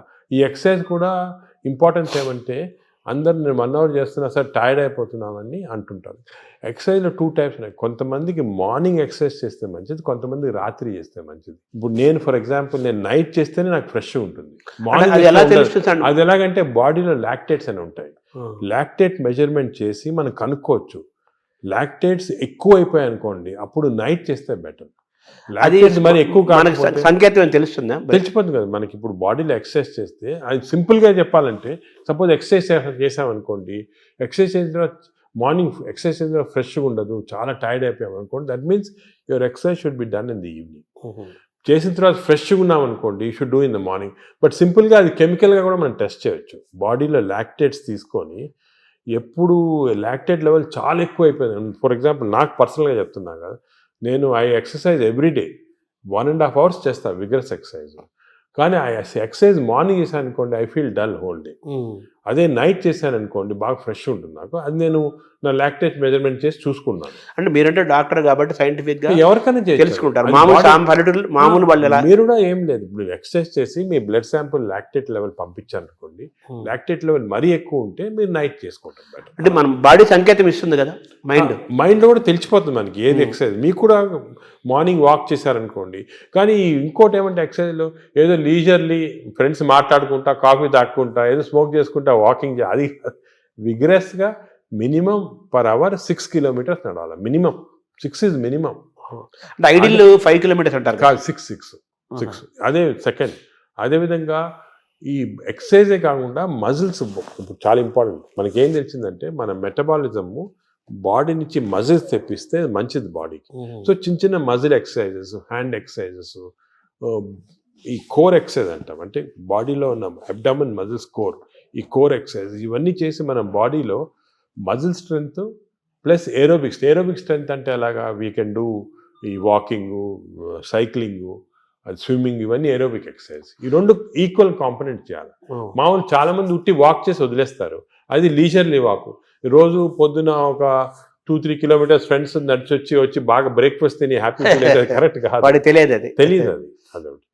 So we have to do the correct type of exercise. Morning ఎక్సర్సైజా, ఈవినింగ్ ఎక్సర్సైజా, ఎంత ఎక్సర్సైజ్ చేయాలా, ఏ బాడీకి ఎక్సర్సైజ్ చేయాలా, abdomen and central abdomen exercise, hands muscle, ఇవన్నీ కూడా కరెక్ట్గా అడ్వైస్ తీసుకొని చేయటం బెటర్. అంటే మామూలుగా కార్బోహైడ్రేట్స్, ప్రోటీను, మీటు ఇలా పర్ఫెక్ట్ సంపూర్ణమైన ఆహారం ఎలా ఇంపార్టెంటో మన ఎక్సర్సైజ్ ఫార్మేట్ ఎక్సర్సైజ్ ఎప్పుడు చేయాలా, ఏ ఎక్సర్సైజ్, అవి కూడా చాలా అది నెగ్లెక్ట్ చేస్తాం. వాకింగ్, ఏరోబిక్స్ ఇవన్నీ ఎక్సర్సైజ్ కాంబినేషన్ చేయాలి. ఇప్పుడు థర్డ్ కాంపోనెంట్ గట్ హెల్త్కి స్లీప్. స్లీప్ గురించి చాలా మిస్నామర్స్ ఉన్నాయి. అంటే చాలామంది బిజీ వాళ్ళు, ఇప్పుడు నేను కూడా మొట్టమొదట ఇది కూడా మిస్టేక్స్ చేసేవాళ్ళము. టైం లేదని చెప్పి 4 గంటలు పండుకోవటం అలా చేసి కొంతవరకు ఈ బ్యాక్టీరియా చాలా important. They are very sensitive to sleep. Bacteria కూడా పండుకోవాలి కదా, రెస్ట్ ఇవ్వాలి కదా. మనం సపోజ్ మన బాడీ వర్క్ చేస్తుంది, దాని రెస్ట్ అవి ఇరిటేట్ అయిపోయి గుడ్ బ్యాక్టీరియా పోతాయి బాడీలో. అంటే ఎలాగంటే మన ఆర్గనైజేషన్ ఎంప్లాయీస్ ఉంటారు, మన ఎంప్లాయీస్కి రెస్ట్ ఇవ్వకుండా రాత్రి పగలు పని చేయండి అంటే మంచోళ్ళు వెళ్ళిపోయి చెడ్డోళ్ళు మిగులుతారు, మధ్య ఫైట్ వచ్చి. అలాగే బ్యాక్టీరియా కూడా సేమ్ ఒక ఫ్యాక్టరీ లాగా లోపల. Look after sleep. స్లీప్ నార్మల్గా ఇండివిజువల్గా ఒకరికి 8 hours, కొంతమంది 6 hours, అలా డిఫరెంట్ రేంజ్. 6 to 8 hours అంటాము, 7 hours నార్మల్గా యావరేజ్. మరీ ఎక్కువ స్లీప్ 10 hours చేస్తే కూడా లోపల బద్ధకం వచ్చేస్తుంది, బ్యాక్టీరియా కూడా బద్ధకం వస్తుంది. ఎంత ఇవ్వాలి అంత ఇవ్వాలి, 7 to 8 hours. కానీ మోస్ట్ ఇంపార్టెంట్ ఏమంటే మనం మాడిఫై కూడా చేసుకోవచ్చు ఈ స్లీప్. కొన్ని ఎక్సర్సైజెస్ వల్ల 8 hours అవసరం ఉన్న స్లీప్ 4 hours సేమ్ స్ట్రెంగ్త్ రావచ్చు. అదేమంటే రెమ్, నాన్ రెమ్ స్లీప్ అంటారు. రెమ్ స్లీప్ ఇంపార్టెంట్ మనకి, ర్యాపిడ్ ఐ మూమెంట్ స్లీప్ అంటారు, గాఢ నిద్ర అంటారా. రెమ్ స్లీప్ అనేది మన నిద్రలో డ్రీమ్స్ వస్తాయి, అవన్నీ రెమ్ స్లీప్. ఈ రెమ్ స్లీప్ మనం if are able to condense to 4 hours we can get. ఇది కూడా ఒక టెక్నిక్, ట్రైనింగ్, అంటే ఇది ఒక సెపరేట్ సబ్జెక్ట్, చాలా టైం పడుతుంది. స్లీప్ హైజీన్ అంటారు కదా, sleep hygiene, sleep training, sleep technique ఇవన్నీ ఉన్నాయి. ఇవి కరెక్ట్గా మనం చేసుకోవచ్చు. 8 hours 7 hours స్లీప్ని 4 hours చేసుకోవచ్చు. బట్ అది నార్మల్ వాళ్ళు చేయలేరు. మనం దీనికి ఒక టెక్నిక్, ప్రాక్టీస్. ఫర్ ఎగ్జాంపుల్ నేను I mastered it, I can go for 4 hours and get same amount of energy as 8 hours. కానీ మామూలుగా చేయటం చాలా కష్టం unless you practice that sleep hygiene. అంటే స్లీప్ చేతిలో మనం ఉన్నామా, స్లీప్ మన చేతిలో తెచ్చుకోవచ్చు. స్లీప్ మన చేతి తెచ్చుకోవచ్చు. చాలా వరకు నార్మల్ పబ్లిక్ స్లీప్ చేతిలో ఉన్నారు. సో అప్పుడు ఏం చేయాలా, suppose you don't have this technique and to do this, ఎందుకంటే ఇవన్నీ కూడా కొంత ప్రాక్టీస్ అవ్వాలి. లేదంటే మోస్ట్ ఇంపార్టెంట్ ప్రిన్సిపల్ ఏమంటే మీరు స్లీపింగ్ బిట్వీన్ 10 to 4, అంటే 6 hours ఉందనుకోండి, 10 to 4 చేయండి, లేకపోతే 10 to 6 చేయండి. అంటే 10 o'clock అర్లీ స్లీప్ అని. ఎందుకంటే నేచర్ కూడా ఎలాగంటే మనం ఎప్పుడు ఈ లైట్లు గీట్లు లేనప్పుడు సన్ రైజ్ లేసేవాళ్ళము, సన్ సెట్టింగ్ పండుకున్నాము పల్లెటూరు. సో సన్సెట్ నార్మల్గా 7 o'clock 8 o'clock అవుతుంది. So early sleep. Sunrise పొద్దున early morning 5 o'clock 6 o'clock. So ఆ sunrise sunset timing maintain చేస్తే కొంతవరకు న్యాచురల్ స్లీప్ చాలా హెల్తీ స్లీప్. అంటే బ్యాక్టీరియా కూడా చాలా సంతోషపడతాయి. అండ్ ఎవల్యూషన్ ఇది మిలియన్స్ ఆఫ్ ఇయర్స్ ఎప్పుడు వచ్చింది కాదు, కొన్ని మిలియన్స్ ఆఫ్ ఇయర్స్ ఎవల్యూషన్లో ఇలా తయారయ్యాం మనం. ఇప్పుడు ఈ గత 200-300 సంవత్సరాలుగా ఈ ఎలక్ట్రిసిటీ ఇవన్నీ రావడం జరిగింది. కానీ ఓల్డెన్ డేస్లో మనం చేసేది ఆ ప్యాటర్న్ ఫాలో అవుతుంది. So early bed, early getting up, Early to bed and early to rise అంటారు కదా. అంటారు కదా, అది సామెత మంచి కరెక్ట్ సామెత. అది మనకి చాలా మంది successful people have done that. ఇప్పుడు మనకి స్లీప్ టెక్నిక్, వర్కింగ్ స్టైల్ మారింది కదా సార్. మనకు మారింది కాబట్టి మనం ఈ కొత్త స్లీప్ ఎక్సర్సైజ్, స్లీప్ టెక్నిక్ చేసి కొంచెం మార్పులు చేస్తున్నాం. ఫర్ ఎగ్జాంపుల్ నాలాటోళ్ళు అర్లీ స్లీప్ పాసిబిలిటీ కాకపోతే I can modify this using these techniques and get the same effect. ఇది జనరల్ పబ్లిక్ చేయలేరు కదా. అంటే మెటాబాలిజం యాక్సెప్ట్ చేస్తుందా? అంటే మనం ట్రైన్ చేసుకోవచ్చు. స్లీప్ కూడా ట్రైనింగ్ ఉంది.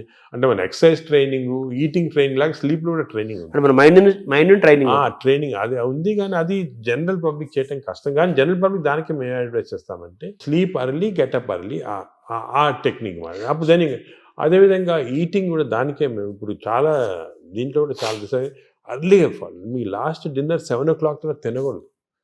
లాస్ట్ ఫుడ్ బి 7 o'clock, 7 గంటల తర్వాత తినొద్దండి. ఆఫ్టర్ సన్సెట్ తినకూడదు. అంతే సన్సెట్ అంటే 7 మనం టైం పెట్టుకుంటే కొంచెం సన్సెట్ లేట్ కావచ్చు. అది ఇంకోటి ఏమంటే మన ఇండియాలో టైం జోన్స్ చాలా వేరీ ఉంటాయి. ఇప్పుడు అస్సాంలో ఉన్న టైము, బాంబేలో టైం సేమ్, కానీ యాక్చువల్లీ కరెక్ట్ కాదు నేచర్ ప్రకారం. మనము 7 o'clock అని పెట్టామనుకోండి, అది ఈజీగా అర్థమవుతుంది. సో మామూలుగా మన బ్రేక్ఫాస్ట్ హెవీగా ఉండాలా, లంచ్ కొంచెం మోడరేట్గా ఉండాలా, డిన్నర్ చాలా లైట్గా ఉండాలా before 7 o'clock. Simple principles. Overall గా మన గట్ హెల్త్ అనేది మొత్తం present, future, everything gut health కాబట్టి ఈ గట్ హెల్త్ మెయింటైన్ చేయాలంటే ఫుడ్, యాక్టివిటీస్ అండ్ స్లీప్ ఇవి కరెక్ట్ అని నార్మల్గా చెప్తుంటారు అందరు, ఫుడ్ యాక్టివ్స్ అయిపోయినా. అది కానీ దీంట్లో చాలా సైన్స్ వచ్చింది, మనం డిస్కస్ చేసాం కదా, దీనిలో చాలా నాలెడ్జ్ వచ్చింది, చాలా ఉంది. మనం ఒకప్పుడు ఈ sleep pattern, sleep hygiene, sleep ఎలా కంట్రోల్ అవన్నీ తర్వాత ఒక డిస్కషన్ పెట్టుకుంటాము. కానీ ఈచ్ ఏరియాలో ఫుడ్లో ఇంత నాలెడ్జ్ ఉంది, ఎక్సర్సైజ్లో ఈ టైప్ ఆఫ్ ఎక్సర్సైజ్ అందరికి తెలియదు. అందరంటే నిన్ను చాలా మంది పేషెంట్స్ని చేస్తున్నారు ఎక్సర్సైజ్. మా పొద్దున్న పూట మేము ఫ్రెండ్స్ అందరం వాకింగ్ చేస్తాం సార్, 2-3 కిలోమీటర్లు కబుర్లు చెప్పుకొని, సెల్ ఫోన్ మాట్లాడుకుంటాం. అంటే మాట్లాడుకోవచ్చు, కబుర్లు చెప్పుకోవచ్చు. కానీ బ్రిస్క్ వాక్ 6 km/h అనేది కాన్సెప్ట్. అదే విధంగా మజిల్ బిల్డింగ్, మీకు కోర్ మజిల్స్, అన్ని షోల్డర్ మజిల్స్, ఇవన్నీ కూడా కొంతవరకు బిల్డ్ చేయాలి. అది సబ్ టెక్స్ట్ అంటారు చూడండి, సబ్ టెక్స్ట్ అనేది ఉంది. ఓవరాల్ గా హెడ్డింగ్ అనేది సబ్ టెక్స్ట్. సో పీపుల్ కొంచెము వాళ్ళు అవేర్నెస్ తెచ్చుకొని దీని గురించి ఇంట్రెస్ట్ తీసుకొని దీనికి ఒక మంచి ఓన్ బాడీ అంటాం మనం. మా రీసెంట్గా మన డాక్టర్ మంచి డాక్టర్ సరీన్ గారని ఢిల్లీలో బుక్ రాశారు, ఓన్ బాడీ. అంటే మన బాడీకి వీఆర్ రెస్పాన్సిబుల్, అంతే కదా. వేరే మీ డాక్టర్ బాగా చేస్తారు, లేకపోతే మా హెల్త్ బాడీ మంది కదా, అవన్నీ కరెక్ట్ కాదు. మన బాడీ మనం ఓన్ చేయాలి. ఇప్పుడు మనకి ప్రెషియస్ వస్తువు ఉందనుకోండి ఇంట్లోనే, మనం ఎంత జాగ్రత్త చూసుకుంటాం దాన్ని, మనం బాడీని అంత జాగ్రత్త చూసుకోవటం లేదు. అది ఇన్నర్ ఇంజనీరింగ్ అంటారు కదా, మనలోకి మనం లోపలికి చూసుకుంటూ, మనల్ని గమనించుకుంటూ, మన శరీరాన్ని మనం ఓన్ చేసుకుంటూ, మన హెల్త్ ని మనం డ్రైవ్ చేసి సింపుల్ ప్రిన్సిపల్స్ ఫాలో అయితే అంతే చాలా వరకు మనం బాడీ, మనం లైఫ్ స్పాన్ పెంచుకోవచ్చు హెల్తీగా. అంటే ఇంకోటి, ఇప్పుడు it is not question of life span, ఆ వర్డ్ తీస్తాం మన డిక్షనరీ. హెల్త్ స్పాన్ అంటే మనం ఎన్ని రోజులు బాగా జీవించవచ్చు. నార్మల్గా ఈ యానిమల్స్ అన్ని కూడా ఒక లైఫ్ స్పాన్ అని ఉంటుంది కదా, ఒక్కొక్క ఏజ్ ఉంటుంది. Human beings actually 120 years normal. అవును, బట్ 120 years ఎంతమంది చాలా తక్కువ మంది. ఎందుకంటే ఇవన్నీ ఈ ప్రాబ్లమ్స్ వల్ల మనకి we don't want 120 years life span, ఏదో కర్రలు పట్టుకొని నడవలేక. హెల్త్ స్పాన్ మీకు 80 years or 90 years బాగా హెల్తీగా ఉన్నాం అనుకోండి, చాలా. అది సో హెల్త్ అంటే మన టాబ్లెట్, మెడిసిన్స్ ఇవన్నీ వేసుకొని ఎంత తక్కువ లైఫ్ స్పాన్ పెరుగుతుంది. ఇప్పుడు పరిస్థితి అది కరెక్ట్ కాదు. మనం ఎంత హెల్తీగా ఉంటే, అసలు ఇవన్నీ కూడా diabetes, heart disease, liver fatty, ఇవన్నీ రివర్సిబుల్. క్యాన్సర్ కొన్ని ప్రివెంటబుల్, క్యాన్సర్ రివర్సిబుల్ కాదు, ప్రివెంటబుల్. డయాబెటీస్, హెల్త్, హార్ట్, మన అన్ని వెజల్స్ బ్లాక్ అయిన తర్వాత we have seen by following certain principal you can reverse it. మీకు అవసరం లేదు, షుగర్ రివర్స్ చేయొచ్చు, హార్ట్ రివర్స్ చేయొచ్చు, లివర్ ఫ్యాట్, లివర్ కరెక్ట్. ఈ ప్రిన్సిపల్స్ ఫాలో అయ్యి అంత ఆహారము, యాక్టివిటీ, స్లీప్ అంతా complete it's the digestive system. Sir ఈ క్రమంలో మీరు బ్లూ జోన్ 5 చెప్పారు. ఇప్పుడు బ్లూ జోన్ స్టడీ చేయండి. మీరు అనేదంటే ప్రజలు కూడా బ్లూ జోన్ బుక్స్ తీసుకొని అసలు వాళ్ళు ఎందుకు ఇన్ని రోజులు హెల్తీగా ఉంటున్నారు అని స్టడీ చేస్తే దీంట్లో చాలా నాలెడ్జ్ ఉందండి. అంటే ఇది ఇప్పుడు వచ్చింది కాదు, ఈ బ్లూ జోన్ అనేది 10,000 years గా జరుగుతూ ఉంది. మన భారతదేశాన్ని బ్లూ జోన్ గా మార్చలేదు. మనకి భారతదేశం బ్లూ జోన్. నాదేంటి, నేను చాలా మందికి ఈ పాలిటిక్స్ చెప్తుంటా, why can't we convert at least some part of India into blue zones? చేయొచ్చు. మన తెలుగు ప్రాంతాలను చేయొచ్చు. తెలుగు ప్రాంతాలు బ్లూ జోన్. అంటే ఈ బ్లూ జోన్ అంటే ఒకరిద్దరు పాటించింది కాదు, ఆ పాపులేషన్ అంతా పాటించాలి. ఇప్పుడు ఒక పాపులేషన్ అనుకోండి, మనకి మంచి ప్రోగ్రెసివ్ పాలిటీషియన్స్ సీఎంస్ ఉన్నారనుకోండి, ఒక మంచి కాన్సెప్ట్ తీసుకొచ్చి ఐడియా, నేను అనుకునేది అందరికి ఉంది, అది మన దేశం అంటే ఆంధ్రప్రదేశే తెలంగాణ ఏదైనా కూడా బ్లూ జోన్స్ లాగా మార్చేసేవచ్చు, కానీ అందరు ఫాలో కావాలి. అంటే బ్లూ జోన్గా మారడం అంటే ఏం చేయాలి సార్? అంటే ఈ వాళ్ళు బ్లూ జోన్స్లో ఏం చేస్తారో స్టడీ చేసి మనం ఇంప్లిమెంట్ చేస్తే అయిపోతుంది. అంటే మీరు చెప్పిన ఆ మూడేనా? అంతే healthy food pattern, exercise pattern, life style, sleep pattern, వాతావరణ కాలుష్యం కూడా ఉంది, పొల్యూషన్. ఆ వాతావరణ లక్లీ మనకు అంత లేదు. ఇప్పుడు ఢిల్లీ అనుకోండి, అదే నార్త్ ఇండియా అనుకోండి, ఆ పొల్యూషన్ అనేది మనకు హ్యాండిల్ లేదు, ఏం చేయలేము. కానీ లక్లీ మనం ఇప్పుడు తీసుకున్నాం అనుకోండి, ఇప్పుడు అదేముంది, గ్రీనరీ ఇంక్రీజ్ చేసుకోవటము, అది అటువంటివన్నీ కూడా చేసుకొని ఈ మన waste plastics, for example other problems plastics. ఈ ప్లాస్టిక్స్ వల్ల కూడా మేము చాలా రీసెర్చ్ చేస్తున్నాం. చాలా micro plastics producing tissue damage అనేది చాలా ఉంది. కొన్ని plastic bottle, especially plastic bottle ఎండలో పెడతాము, అది తాగామనుకోండి, దాంట్లో చాలా మైక్రో ప్లాస్టిక్స్ మన బాడీలో ఎంటర్ అయ్యి చాలా ప్రాబ్లమ్, డేంజరస్ అది. ఇటువంటివి మనం అదే కాకుండా ఇంతకుముందు కాపర్ వెజల్స్, అది కూడా మంచిది కాదు. What is the good vessels to cook, what is the vessels to, అవన్నీ కూడా కొన్ని న్యాచురల్ ప్రిన్సిపల్స్ ఫాలో అయితే. సరే, మీరు పద్మవిభూషణ్ తీసుకోవడానికి వెళ్ళినప్పుడు ఎలాగో ప్రెసిడెంట్ ఉంటారు, ప్రధానమంత్రి, కొంచెం ఒక సెకండ్ హ్యాండ్ ఇంటరాక్ట్ అయ్యే అవకాశం ఉన్న టైంలో మన భారతదేశాన్ని బ్లూ జోన్గా మార్చాలని అనుకుంటున్నాను, ఆయన ఇంటరాక్ట్ అయ్యే అవకాశం ఉంది అంటే మనకి టైం అని దొరకలేదు. ఇవన్నీ కూడా డిస్కషన్స్ చాలా 1 hour 2 hours కూర్చొని డిస్కస్ చేసి, నేను పాలిటీషియన్స్ కూడా మన అందరూ ఇంట్రెస్టెడ్ ఉన్నారు, కానీ టైం దొరకాల కాన్సెప్ట్. ఇంకోటి, this should be done by ప్రజలు కూడా డ్రైవ్ చేయాలి, ప్రజలకి అవేర్నెస్ రావాలి, అవేర్నెస్ వచ్చి మనం ఇటువంటి పాలిటీషియన్ ఎలక్ట్ చేసుకోవాలా. ఈ ఇంట్రెస్ట్ ఉన్న వాళ్ళకి, పాలిటీషియన్స్ ఇంట్రెస్టెడ్ ఇన్ హెల్త్, అదేవిధంగా న్యాచురల్ హెల్త్, ఆర్గానిక్ ఫుడ్, అటువంటి వాళ్ళని ఎక్కువ మనం సపోర్ట్ చేసాం అనుకోండి, ప్రజలు కూడా. అంటే ప్రజలు, ప్రభుత్వాలు, డాక్టర్స్ అందరూ కలిసి ప్రయాణం చేయాలి. ఇట్స్ ఏ కంబైన్డ్ పీపీపీ అంటారు, మోడ్ అంటారు చూడండి, పబ్లిక్ ప్రైవేట్, ఆ మోడ్లో రావాలి అందరు వచ్చి. ఎందుకంటే అల్టిమేట్లీ మనకి లైఫ్లో ఇంపార్టెన్స్ హెల్త్, అంతే కదా. అదేవిధంగా మనకి హ్యాపీనెస్ అవన్నీ ఉండాలంటే health is the most important. Ultimately health is the bottom line. అంతే, ఎంత రిచ్ ఉండి, ఎంత ఇండస్ట్రియలైజ్ అయ్యి, ఎంత సిటీ, ఎంత పెద్ద పెద్ద సిటీస్ డెవలప్ అయినా కూడా హెల్త్ లేకపోతే అంతే కదా. చాలా మంది కోటీశ్వరులను చూస్తున్నాము, పెద్ద పెద్ద పదవుల్లో ఉంటారు, వాళ్ళు తినలేరు, తాగలేరు, నిద్రపోలేరు, ఎంజాయ్ చేయలేరు. I'm seeing so many rich patients, చాలా పెద్ద పొజిషన్ లో ఉన్నారు, చాలా వాళ్ళ ఫీల్డ్స్ లో చాలా ఫేమస్. సింపుల్ హెల్త్ ఫాలో కాకుండా they have damage their body. వాళ్ళు ఇప్పుడు ఫీల్ అవుతుంటారు, ఈ నాలెడ్జ్ మనకి ఉండుంటే 10 సంవత్సరాల క్రితం ఇలా ఉండేది కాదు. కానీ ఇప్పుడు నాలెడ్జ్ ఇస్ దేర్ కాబట్టి, మీరు ప్రెస్ కానీ, ఎలక్ట్రానిక్ మీడియా కానీ, డిజిటల్ మీడియా కానీ, పొలిటికల్గా కానీ, అందరం కలిసి, మా డాక్టర్స్ అందరం కలిసి, this knowledge we have to give to general public. This knowledge is gold. This time వాళ్ళు కూడా, నేను అనేది అంటే, మనం ఈ ఒక్క సెషన్లో గంట సేపులో అన్ని చెప్పలేము. వాళ్ళు కూడా they should go in to the depth and read books about it, read papers about it, social మీడియాకి వెళ్ళి కరెక్ట్. అంటే మీరు చెప్పినట్టు ఏదేదో అన్నీ వస్తుంటాయి సోషల్ మీడియా, అలా ఫాలో కాకుండా కరెక్ట్గా people have done research, scientist ఉన్నారు దీంట్లో, డాక్టర్స్ ఉన్నారు రెప్యూటెడ్, ఇటువంటి వాళ్ళ దగ్గర నుంచి ఇన్ఫర్మేషన్ తీసుకొని జనరల్ పబ్లిక్ కానీ, జనరల్గా ఇది మనము ప్యాటర్న్స్ అడాప్ట్ చేస్తే డెఫినెట్గా overall health of the country. Sir, ఇందాక మీరు మాట్లాడుతూ స్టూల్ గురించి మాట్లాడారు సార్. భవిష్యత్ అంతా స్టూల్ టెస్టులు జరుగుతాయని, బ్లడ్ బ్యాంకు లాగా స్టూల్ బ్యాంకులు వస్తాయని. మంచి హెల్తీ పీపుల్ని స్టూల్ తీసుకుంటే that stool is different from unhealthy person. ఇప్పుడు ఇంతకుముందు నోబెల్ ప్రైజ్ విన్నర్స్కి బ్రెయిన్ స్టడీ చేస్తారు, ఎందుకు వచ్చింది నోబెల్, ఇప్పుడు స్టూల్ స్టడీ చేస్తున్నారు, తన స్టూల్లో ఏముంది ఇంత ఇంటెలిజెంట్ అయ్యారని. సో మనం ఇవన్నీ బ్యాంకింగ్ చేయొచ్చు, స్టూల్స్ చేసి. నేను చెప్పా కదా, ఒక స్టూల్ పౌడర్ లాగా చేసి డెసికేటెడ్ స్టూల్ ని మనం క్యాప్సూల్స్ లాగా ఇవ్వచ్చు. The future treatment is going to be that. Stool banks, stool desiccated stool capsules, ఇవి దీంతో ట్రీట్మెంట్ స్టార్ట్ చేస్తాం. స్టూల్ అనేది రేపు చాలా అత్యంత విలువైన, ఖరీదైన వస్తువు అవుతున్నట్టు కదా. గోల్డ్ అంటారు, న్యూ గోల్డ్. ఇంతకుముందు ఆయిల్ అంటే గోల్డ్ అనేవాళ్ళు, ఇప్పుడు స్టూల్ ఈజ్ బికమింగ్ గోల్డ్ అన్నమాట. అంటే మైక్రోబయామ్స్ అంటారు. ఈ మైక్రోబయామ్ నాలెడ్జ్ ఇప్పుడు ఈవెన్ యానిమల్స్, ఇప్పుడు కొన్ని ఫారెస్ట్లో కలెక్ట్ చేస్తున్నారు, ఆఫ్రికన్ ఫారెస్ట్ అంతా, ఎలిఫెంట్ స్టూల్ ఎలా ఎందుకు డిఫరెంట్ ఉంది వీళ్ళది. So what are the characters, what give strength to the elephant, what is there in this. ఇందులో నుంచి మనం ఐబిఎస్కి వద్దాం సార్. ఈ ఐబిఎస్ గురించి కూడా చాలా చర్చ జరుగుతుంది. ఆ బౌల్ సిండ్రోమ్, ఇరిటబుల్ బౌల్ అంటారు కదా, బౌల్ సిండ్రోమ్, అది కూడా మనకు చాలా ఇంపార్టెంట్. చాలా మంది, కోట్లాది మంది ఫేస్ చేస్తున్న ఇష్యూస్ అవి. మీరు అన్నట్టు IBS 30% of normal population IBS ఉంది. ఐబిఎస్ అంటే ఏమి? ఐబిఎస్ అంటే symptoms because of gut changes. అంటే డయేరియా రావచ్చు, కాన్స్టిపేషన్ రావచ్చు, పెయిన్ రావచ్చు, ఈ కాంబినేషన్ రావచ్చు. దీని అంటే కడుపు ఉబ్బరము, అరక్కపోవటము, కడుపులో మంటలు, బ్లోటింగ్, డిస్టెన్షన్, ఇది అది అగైన్ కనెక్టెడ్ టు మైక్రోబయామ్. ఈ ఇరిటబుల్ బౌల్ సిండ్రోమ్ అనేది అగైన్ చెడ్డ అలవాట్ల వల్ల, నువ్వు ఎక్కువ డ్రింక్స్ వల్ల, స్మోకింగ్ వల్ల, ఎక్సర్సైజ్ లేకుండా ఉండటం వల్ల, ఇవన్నీ కూడా. ఇప్పుడు రీసెంట్గా మన రీసెర్చ్ ఏమంటే ఈ కెమికల్స్, ఇంటెస్టైన్స్లో కెమికల్స్ చాలా ఉన్నాయి. చెప్పే కదా సెరోటోనిన్, డోపమైన్. ఈ కెమికల్ ఇంబ్యాలెన్స్ వల్ల ఇంటెస్టైన్లో కూడా ఐబిఎస్ వస్తుంది. ప్లాస్టిక్ దాని రోల్ కూడా ఉంది కదా సార్ ఇందులో. ప్లాస్టిక్స్ చాలా పెద్ద రోల్ ఉంది. Microplastics are very danger. ఇది కూడా మనం government has to take very serious. Plastics ban చేయటము, అదే కూడా విధంగా ఏ ఏరియాలో ఇప్పుడు ఈ ప్లాస్టిక్స్ అనేది పెద్ద ఇండస్ట్రీ. దీన్ని చేంజ్ చేయాలంటే చాలా డిఫికల్ట్.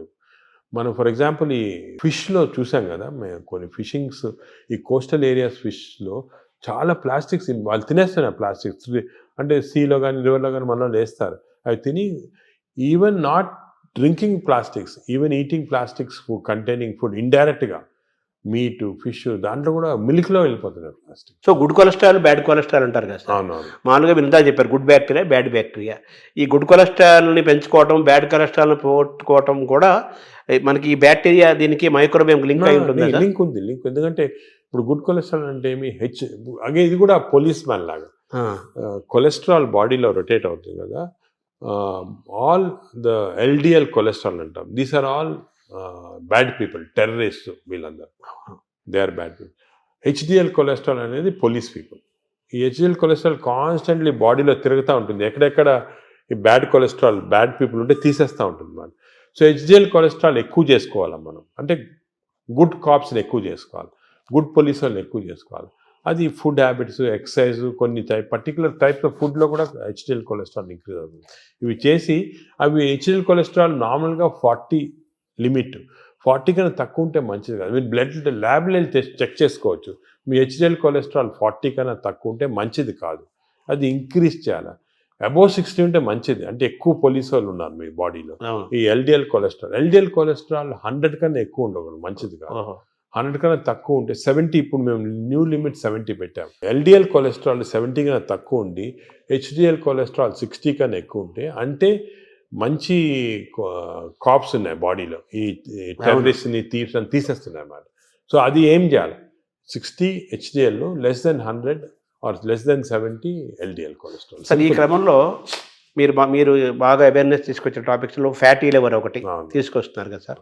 ఆ ఫ్యాటీ లివర్ పెరుగుతుంది కదా ఇప్పుడు చాలా. ఇది ఎపిడమిక్ అండి ఫ్యాటీ లివర్. నేను I'm very worried about it. ఎందుకంటే మేము స్టడీ చేస్తున్నాం పాపులేషన్స్ 30-40%లో మన ఇండియాలో ఈ ఫ్యాటీ లివర్ ఇండియాలో ఎందుకు ఎక్కువ ఉన్నాయంటే మన జీన్స్లో కొన్ని ఫాల్ట్ ఉంది. ఇండియన్ జీన్స్, మిడిల్ ఈస్టర్న్ జీన్స్లో కొంచెం ఫాల్ట్ వల్ల ఫ్యాటీ లివర్ ఈజీగా వస్తుంది. పొట్టలు వస్తుంటాయి. స్కాన్ చేసుకుంటే ఫ్యాటీ లివర్ కనపడుతుంది. ఈ లివర్ కూడా గట్ తర్వాత second most important organ is liver. ఈ liver is controlling heart. Fatty liver ఉన్న వాళ్ళు ఫ్యాటీ లివర్తో చనిపోరు. ఫ్యాటీ లివర్ ఉన్న వాళ్ళు హార్ట్ డిజీజ్తో చనిపోతారు, బ్రెయిన్ డిజీజ్ అంటారు. ఈ ఫ్యాటీ లివర్ కరెక్ట్ చేస్తే వాళ్ళు హార్ట్ కరెక్ట్ పోయి బ్రెయిన్ కరెక్ట్. ఫ్యాటీ లివర్ ఎలా కరెక్ట్ చేసుకోవాలి? ఫ్యాటీ లివర్ కూడా అగైన్ ఈ అన్ని ఎక్సర్సైజెస్ ఇవన్నీ కాకుండా మనకి కొత్త టెక్నాలజీ, కొత్త మెడికేషన్స్ అన్నీ వస్తున్నాయి ఫ్యాటీ లివర్ కరెక్షన్కి. ఫ్యాటీ లివర్కి మైక్రోబయామ్కి చాలా సంబంధం ఉంది. ఫ్యాటీ లివర్కి ఇంటెస్టైన్స్కి చాలా సంబంధం ఉంది. నవ్ వీఆర్ డూయింగ్ కొత్త రీసెర్చ్ ఏమంటే ఈ ఇంటెస్టైన్ డియోడనల్ మ్యూకోజా అని మేము మార్పుడు చేస్తున్నాం ఎలక్ట్రోపోరేషన్ అనే టెక్నిక్ తోటి. అంటే చేంజ్ చేసేవచ్చు. చేంజ్ చేస్తే దాంట్లో ఫ్యాటీ లివర్ తగ్గిపోతా ఉంది అక్కడ. అంటే ఫ్యాటీ లివర్ నేను చేయటం లేదు, చిన్న ప్రేగులను డియోడనంలో ఎలక్ట్రోపోరేషన్ చేసి ఆ మ్యూకోజాని చేంజ్ చేస్తే ఫ్యాటీ లివర్ నార్మల్ అయిపోతాం. ఇంకా కొంచెం చాలా రీసెర్చ్ జరుగుతుంది. అది విచిత్రం. We're going to come with a new device with which we can change the duodenal mucosa. దీన్ని డియోడినల్ మ్యూకోజల్ రీసర్ఫేసింగ్ అంటారు. అది చేస్తే లివర్లో ఫ్యాట్ పోతాం. తర్వాత ఇప్పుడు ఈ క్యాన్సర్ పెరుగుతోంది, దాని మీద కూడా మీరు రీసెర్చ్ చేస్తున్నారు. అలాగే షుగర్ను కూడా మనం రివర్స్ చేయొచ్చు అని కూడా దాని రీసెర్చ్ చేస్తున్నారు. వేరే సబ్జెక్ట్ లేదు, వేరే దాని. ఇప్పుడు మనం చేస్తున్న ప్రధానమైన రీసెర్చ్ ఏంటి సార్ ప్రస్తుతం? అంటే ఇవన్నీ ఏరియాలో మేము మామూలుగా మెటబాలిక్ హెల్త్ పైన చేస్తున్నాం ఎక్కువ. మెటబాలిక్ హెల్త్ అంటే ఇవన్నీ fatty liver, obesity, diabetes, heart disease, sugar, BP, ఇవన్నీ కూడా కొలెస్ట్రాల్ అన్నీ మెటబాలిక్ హెల్త్ కింద వస్తుంది. దీనిపైన చాలా రీసెర్చ్. అంటే నేను చెప్పినట్టు ఒక రోజు మాట్లాడుకోవచ్చు మన రీసెర్చ్ గురించి. మేమేం చేస్తున్నాం అంటే మా యానిమల్ ల్యాబ్, మా దగ్గర పెద్ద యానిమల్ ల్యాబ్ ఉంది. యానిమల్ ల్యాబ్లో రీసెర్చ్ చేసి హౌ టు ట్రాన్స్లేషనల్ రీసెర్చ్ అంటారు. We have India's largest translational research centre. ఇంకోటి ఏం చేసామంటే మేము నాట్ ఓన్లీ ఇక్కడ డాక్టర్స్ కాకుండా ఐఐటీలో ఉన్న ఇంజనీర్స్ని, అలా IIITలో ఉన్న ఆర్టిఫిషియల్ ఇంటెలిజెన్స్ ఇంజనీర్స్ని, అదేవిధంగా హైదరాబాద్ యూనివర్సిటీలో ఉన్న మైక్రోబయాలజిస్టులు అందరూ కూడా తీసుకొచ్చి కన్సోర్షియం లాగా చేసి we're doing extensive research in this area. Because మేము చేసే రీసెర్చ్ ఇప్పుడు రేపు మీకు రాకపోయినా ఒక 4-5 yearsలో చాలా చేంజెస్ వస్తాయి. 4-5 years అంత తొందరగా వచ్చేస్తే I'm aiming in 5 years time we should change this whole concept in metabolic health. ఈ రీసెర్చ్ వల్ల మన దేశంలోనే కొత్త ప్రోడక్ట్స్, కొత్త టెక్నిక్స్, కొత్త టెక్నాలజీ, కొత్త హెల్త్ సబ్స్టెన్సెస్, మేము చెప్పాం కదా డెసికేటెడ్ స్టూల్ క్రాప్స్, ఇటువంటివన్నీ కూడా తీసుకొచ్చేస్తాం. ఐఎమ్ కాన్ఫిడెంట్ 5 yearsలో. ఇంకోటి ఏమంటే we're also trying to form a big consortium with other hospitals in the country. ఇప్పుడు ఆల్ ఇండియా ఇన్స్టిట్యూట్ ఉంది మెడికల్ సైన్సెస్ ఢిల్లీలో, అదేవిధంగా PGI చండీగఢ్లో ఉంది. ఇవన్నీ కూడా అందరం కూడా షుడ్ కమ్ టుగెదర్. ఇప్పుడు this is the lesson we're learn from western country. యుఎస్లో అనుకోండి మేయో క్లినిక్, క్లీవ్లాండ్ క్లినిక్, ఇవన్నీ కూడా కలిపి చేసి ఫాస్ట్గా వచ్చేస్తాయి రిజల్ట్. ఒకరొకరు చేయాలంటే 10-15 సంవత్సరాలు పడుతుంది. ఇందా మీరు ఒక మాట అన్నారు కదా సార్, ఈ జీన్స్ గురించి అన్నారు. మన జీన్స్ వల్లనే మనకి ఫ్యాటీ లివర్ పెరుగుతుంది, పొట్టలు అన్ని స్టడీ చేసి పెరుగుతుంది అంటున్నారు. మన ఇండియన్స్ లో రివర్స్ చేయలేమా మనం జీన్స్ రివర్స్ చేయలేం, కానీ జీన్స్ ని PNPLR అని కొన్ని జీన్స్ ఉన్నాయి మన ఫ్యాటీ లివర్ వచ్చి, దాన్ని జీన్స్ ని మార్పిడి చేయొచ్చు. కానీ చాలా జెనెటిక్ ఇంజనీరింగ్ అని చాలా వేరే డిఫరెంట్ సబ్జెక్ట్. కానీ ఎపిజెనెటిక్స్ అని వచ్చింది. అవునవును. ఈ ఎపిజెనెటిక్స్ టెక్నిక్స్ లో ఈ జీన్స్ ని బ్లాక్ చేశారు. చెడ్డ జీన్స్ ని మనం బ్లాక్ చేయొచ్చు. అవి కూడా చేస్తున్నాం. అంటే మనం డిఎన్ఏని చేంజ్ చేయటమంటారా? దాన్ని డిఎన్ఏ చేంజ్ చేయలేం, కానీ డిఎన్ఏ ఎఫెక్ట్ ని బ్లాక్ చేయొచ్చు. డిఎన్ఏ ఎలాగా డిఎన్ఏ బాడీలో ఉందనుకోండి, ఇట్ ప్రొడ్యూసెస్ RNA ఇచ్చి ప్రోటీన్స్ వస్తాయి, పాత్వే. అలాగే మనకి అంత పాత్వే నార్మల్గా.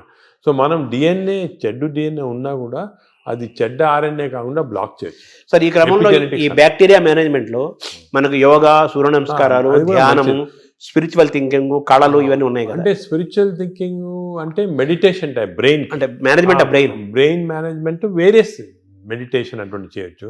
అదేవిధంగా యోగా కూడా కొంతవరకు ఇట్ ఈస్ బెనిఫిషియల్ అని చాలా రీసెర్చ్ జరిగింది ఇంట్లో.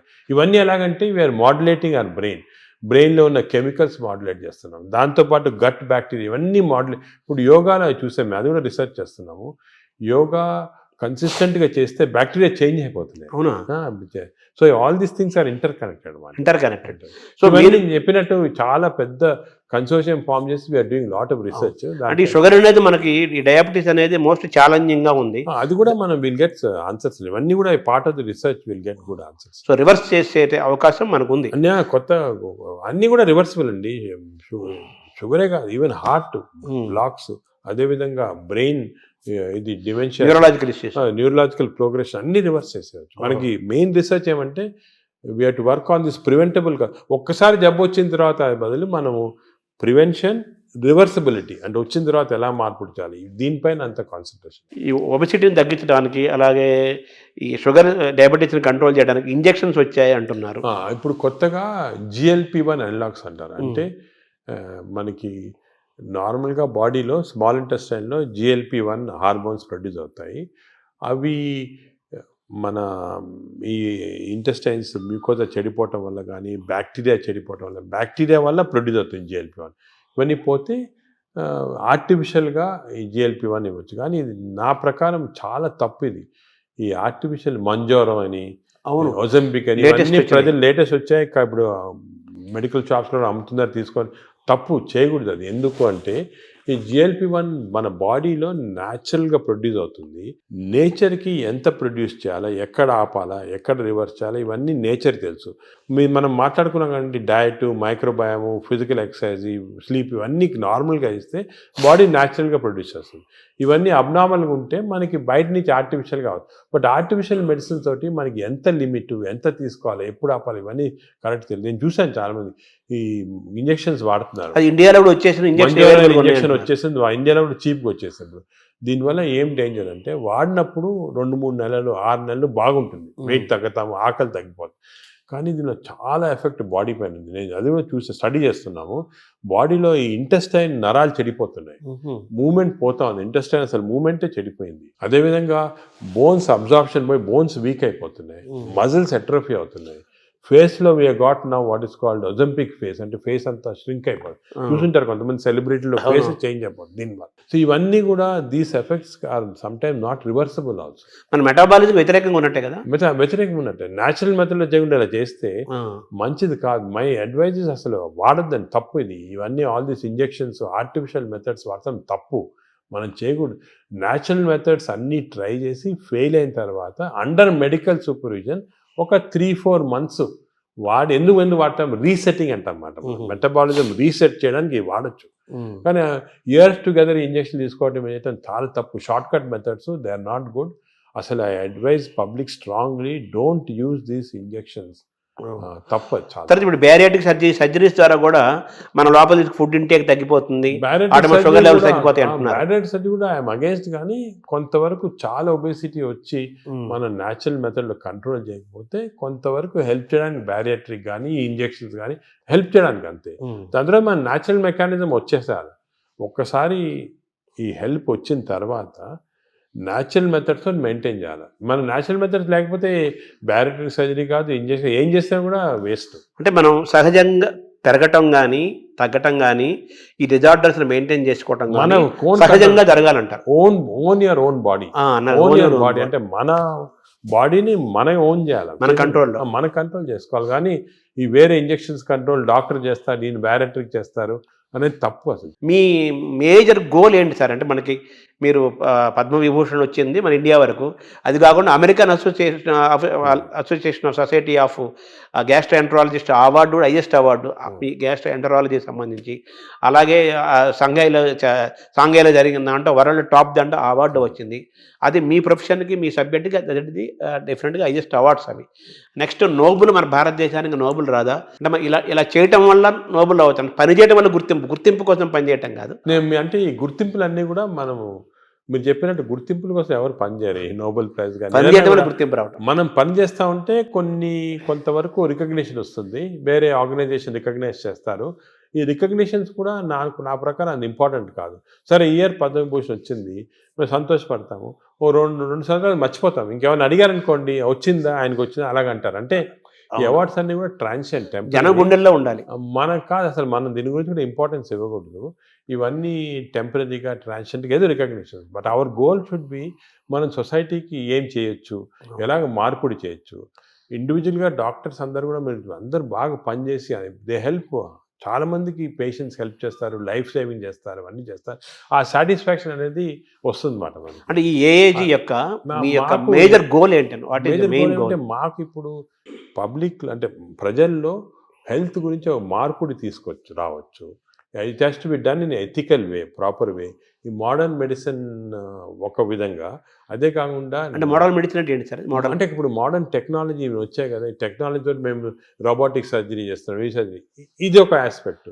ఇదే కాకుండా general public health awareness తీసుకురావటము, natural మెథడ్లో హౌ పీపుల్ కెన్ బెనిఫిట్ అనేది, ఇవన్నీ కూడా ఒక ఎథికల్ వేలో చేయటము, ఇవి చాలా ముఖ్యమైన మా ఎయిమ్స్ మాట.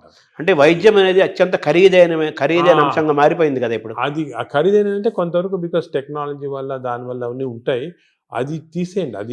అది కూడా మేము మన ఓన్ టెక్నాలజీ తయారు చేయటం, దానికి ఇంజనీరింగ్ ఐఐటీస్ తోటి మేము చాలా చేస్తున్నాం. సో టెక్నాలజీ కాస్ట్ ఇప్పుడు ఇండియాలో ప్రస్తుతము $6 billion worth of medical equipment import చేస్తున్నాం. దాంట్లో 1.5 billion from America itself.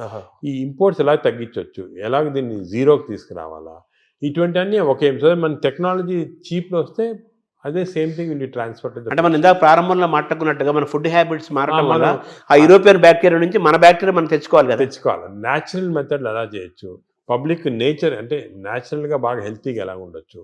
So western diseases, western ఇవి ఎలా ఇవన్నీ కూడా కాంప్రహెన్సివ్ హెల్త్ ఫర్ పీపుల్ అనేది మా ఎయిమ్. అంటే ఒక సింపుల్ సెంటెన్స్ చెప్పండి, హెల్త్ ఫర్ పీపుల్. ఇప్పుడు గ్యాస్ట్రోఎంటరాలజీ అనే సబ్జెక్ట్లో హాంకాంగ్ నెంబర్ 1 గా ఉందా? గ్యాస్ట్రోఎంటరాలజీలో Hong Kong prince of Wales hospital number 1 institute. దాని గురించి వాళ్ళు చాలా రీసెర్చ్ చేసి డెడికేటెడ్గా లాస్ట్ 50 ఇయర్స్గా వర్క్ చేస్తున్నారు. అదే సో వాళ్ళతో మేము అసోసియేషన్ చేసి, ఫర్ ఎగ్జాంపుల్ అక్టోబర్లో Hong Kong prince of Wales hospital, AG hospital India combined symposium చేసి అందరు డాక్టర్స్ని పిలిచాం ఇండియాలో.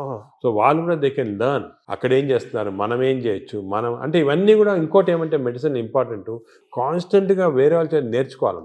మనమే గ్రేట్, మనమే పెద్ద ఎక్స్చేంజ్ వేరే వాళ్ళు ఏం చేస్తున్నారు, మనకన్నా ఏమైనా బెటర్ చేస్తున్నారు, అది మనం చేయొచ్చా, ఏది చేస్తే మనం ప్రజలకి బెనిఫిట్ వస్తుంది, అది ఎప్పుడు కాన్స్టెంట్ చూస్తూ ఉండాలి. చాలా అంటే ఈ గ్యాస్ట్రోఎంట్రాలజీలో ఫస్ట్, సెకండ్, థర్డ్గా తీసుకుంటే మన ఏజీ థర్డ్ ప్లేస్లో ఉందంటున్నారు కదా, సెకండ్ ప్లేస్ ఇంకేంటి తర్వాత? హాంకాంగ్ తర్వాత మేయో క్లినిక్ ఉంది యునైటెడ్ స్టేట్స్లో. వాళ్ళు కూడా చాలా రీసెర్చ్ చేస్తున్నారు. వాళ్ళు వేరే టైప్ ఆఫ్, అది హై టెక్నాలజీ రీసెర్చ్ అంతా. సో హాంకాంగ్ వాళ్ళు ఇన్ బిట్వీన్ మనకేమంటే అవసరము ఈ ఫస్ట్, సెకండ్, థర్డ్ అది చూసుకోకుండా మన ప్రజలు అంటే మన ఇన్స్పిరేషన్ మన ప్రజలకి తక్కువ కాస్ట్లో ఏం చేయొచ్చు.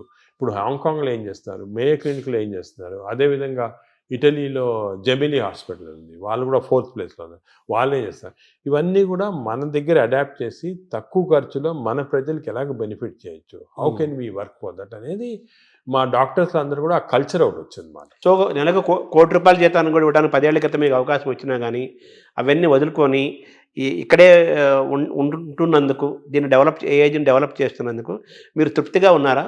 నాకైతే చాలా తృప్తి, సాటిస్ఫాక్షన్. ఎందుకంటే నాకు యూఎస్ఐలో ఆఫర్స్ వచ్చినప్పుడు అక్కడ ఒక జూయిష్ డాక్టర్ ఉండేవాడు. ఆయన చెప్పాడు, మీకు హార్వర్డ్లో బెస్ట్ హాస్పిటల్లో నీకు ఇంత పెద్ద ఉద్యోగం వస్తే ఎందుకు వద్దనుకోని ఇక్కడ వచ్చి. నేను అన్నాను, సార్ వచ్చి నెలకు ₹1,00,00,000 అది అన్నాడు. నేను వచ్చి లేదు అని వచ్చిన తర్వాత ఇప్పుడు ఆయన వాళ్ళ స్టూడెంట్స్ మన దగ్గర ట్రైనింగ్ పంపిస్తున్నాడు. హార్వర్డ్ ప్రొఫెసర్ ఈ sending his students for training to AG. ఆయన లెటర్ రాశాడు, నువ్వు చేసిన డిసిషన్ కరెక్ట్ డిసిషను, ఇన్ని 30 సంవత్సరాల క్రితము వద్దనుకొని వచ్చేయటం ఇక్కడ మంచిదైంది. ఎందుకంటే అల్టిమేట్గా ఇప్పుడు ఎవ్రీబడి హ్యాస్ ఎ లైఫ్, కానీ మనం ఎంత కాంట్రిబ్యూట్ చేసాం, మన వల్ల ఎంతమంది బెనిఫిట్ అయ్యారు, అది చాలా ఇంపార్టెంట్. మన ప్రజలు ఎంత బెనిఫిట్ అయ్యారు, మన దేశానికి మనం ఏం చేయగలం, మన నేలకి, మన భూమికి మనం ఏం చేయగలుగుతున్నాము, అది ముఖ్యం. అంటే వేరే వాళ్ళు బయటకు వెళ్ళి చేసిన వాళ్ళు I'm not finding fault, but మనకి ఇక్కడ ఆపర్చునిటీ, ఇప్పుడు మాకేమంటే ఆపర్చునిటీస్ వచ్చాయి, అందరికి రాకపోవచ్చు. లక్ అనేది ఆపర్చునిటీ వాళ్ళకి ఇది కూడా ఉంటుంది కదా. అంటే సొసైటీ వాళ్ళు హెల్ప్ చేసిందా, మీరు చెప్పినట్టు రాత, డెస్టినీ, అదే గవర్నమెంట్ కూడా హెల్ప్ చేయటము, అన్ని గవర్నమెంట్ కూడా బాగా హెల్ప్ చేస్తారు. సో మిమ్మల్ని మీరు రివ్యూ చేసుకుంటే ఒకసారిగా మీ కెరీర్ని మేజర్ ఇన్స్పిరేషన్స్ కానీ లేదా టర్నింగ్ పాయింట్స్గా తీసుకుంటే, మీరు పెథాలజిస్ట్గా ఉండాల్సింది ఇట్లోకి నాన్నగారి అడ్వైస్ తోటి గ్యాస్ట్రోఎంట్రాలజీ రావటం ఒక సబ్జెక్ట్ ఒకదాన్ని చెప్పచ్చు. నాకు చాలామంది చిన్నప్పటి నుంచి మా టీచర్స్ కానీ, పేరెంట్స్ కానీ, లీడర్స్ కానీ, సొసైటీలో చాలామంది ఇన్స్పిరేషన్ కానీ హెల్ప్ చేశారు. మామూలు నేనేమంటే ప్రతి వాళ్ళు కూడా I see something what is the positive and try and adopt చూసుకుంటామాట. అలా చూసుకుంటే లాట్ ఆఫ్, అంటే అందరూ నాన్నగారేనా మీ పెథాలజీ టు గ్యాస్ట్రోఎంట్రాలజీ రావడానికి? మేజర్గా మా ఫాదర్ చాలా స్ట్రిక్ట్ మనిషి. ఆయన లైఫ్ లాంగ్ కూడా సర్వీస్ చేసి థౌజండ్స్ ఆఫ్ స్టూడెంట్స్ని ట్రైన్ చేసి సొంతంగా ఏం చేసుకోలేదు. అంటే ఆయన పాపం డబ్బు ఏం చేసుకోలేదు. ఆయన మామూలుగా ఇంట్లో ఉంటే కూడా చిన్న బల్బు ఆన్ చేసి, ఎలక్ట్రిసిటీ ఎక్కువ అవుతుందని చెప్పి బల్బులు కూడా ఆన్ చేశాడు కాదు, చిన్న బల్బ్ కింద కూర్చుంటాడు చేసి చాలా పబ్లిష్ చేసి ఒక కల్చర్ అనేది మా దాంట్లో ఇంబైబ్ చేశాడు. నువ్వు ఇలా ఉండాలా, ఇది ఇంపార్టెంట్, సొసైటీకి ఏమైనా చేయాలి కానీ నువ్వేమైనా చేసుకుంటే ఏం లాభం వేస్ట్ అని చెప్పి ముందు నుంచి నన్ను ఎంకరేజ్ చేశారు. ప్రాక్టీస్ వద్దు, you setup institution, do research, do service అని. మెయిన్గా ఆయన ఉన్న ఎయిమ్స్ అనేది మాకు బాగా ఇన్కల్టేట్ అయిపోయి దాని గురించి ఆ పాత్వే ఫాలో అవుతున్నాం. ఆయన కూడా మన దేశం, మన నేల అనే ఫీలింగ్ ఆయన కూడా చాలా ఎక్కువ. ఆయన కూడా వాషింగ్టన్ ఆర్మ్స్ఫోర్డ్ ఇన్స్టిట్యూట్ అని చాలా పెద్ద అమెరికన్ ఇన్స్టిట్యూట్లో వర్క్ చేసి వచ్చారు. ఇక్కడికి వచ్చి మన ఫస్ట్ విశాఖపట్నంలో ప్రొఫెసర్గా వచ్చాడు పెథాలజీ, దాని తర్వాత కర్నూలు, గుంటూరు, దాని తర్వాత హైదరాబాద్లో డైరెక్టర్ ఆఫ్ మెడికల్ సైన్స్, అదేవిధంగా నిజామ్స్ ఇన్స్టిట్యూట్ ఫస్ట్ డైరెక్టర్ ఆయన. అవన్నీ మన కాకల సుబ్బారావు గారి కంటే ముందు కాకల సుబ్బారావు ముందు ఫస్ట్ నాన్న డైరెక్టర్, దాని తర్వాత సెకండ్ కాకల సుబ్బారావు.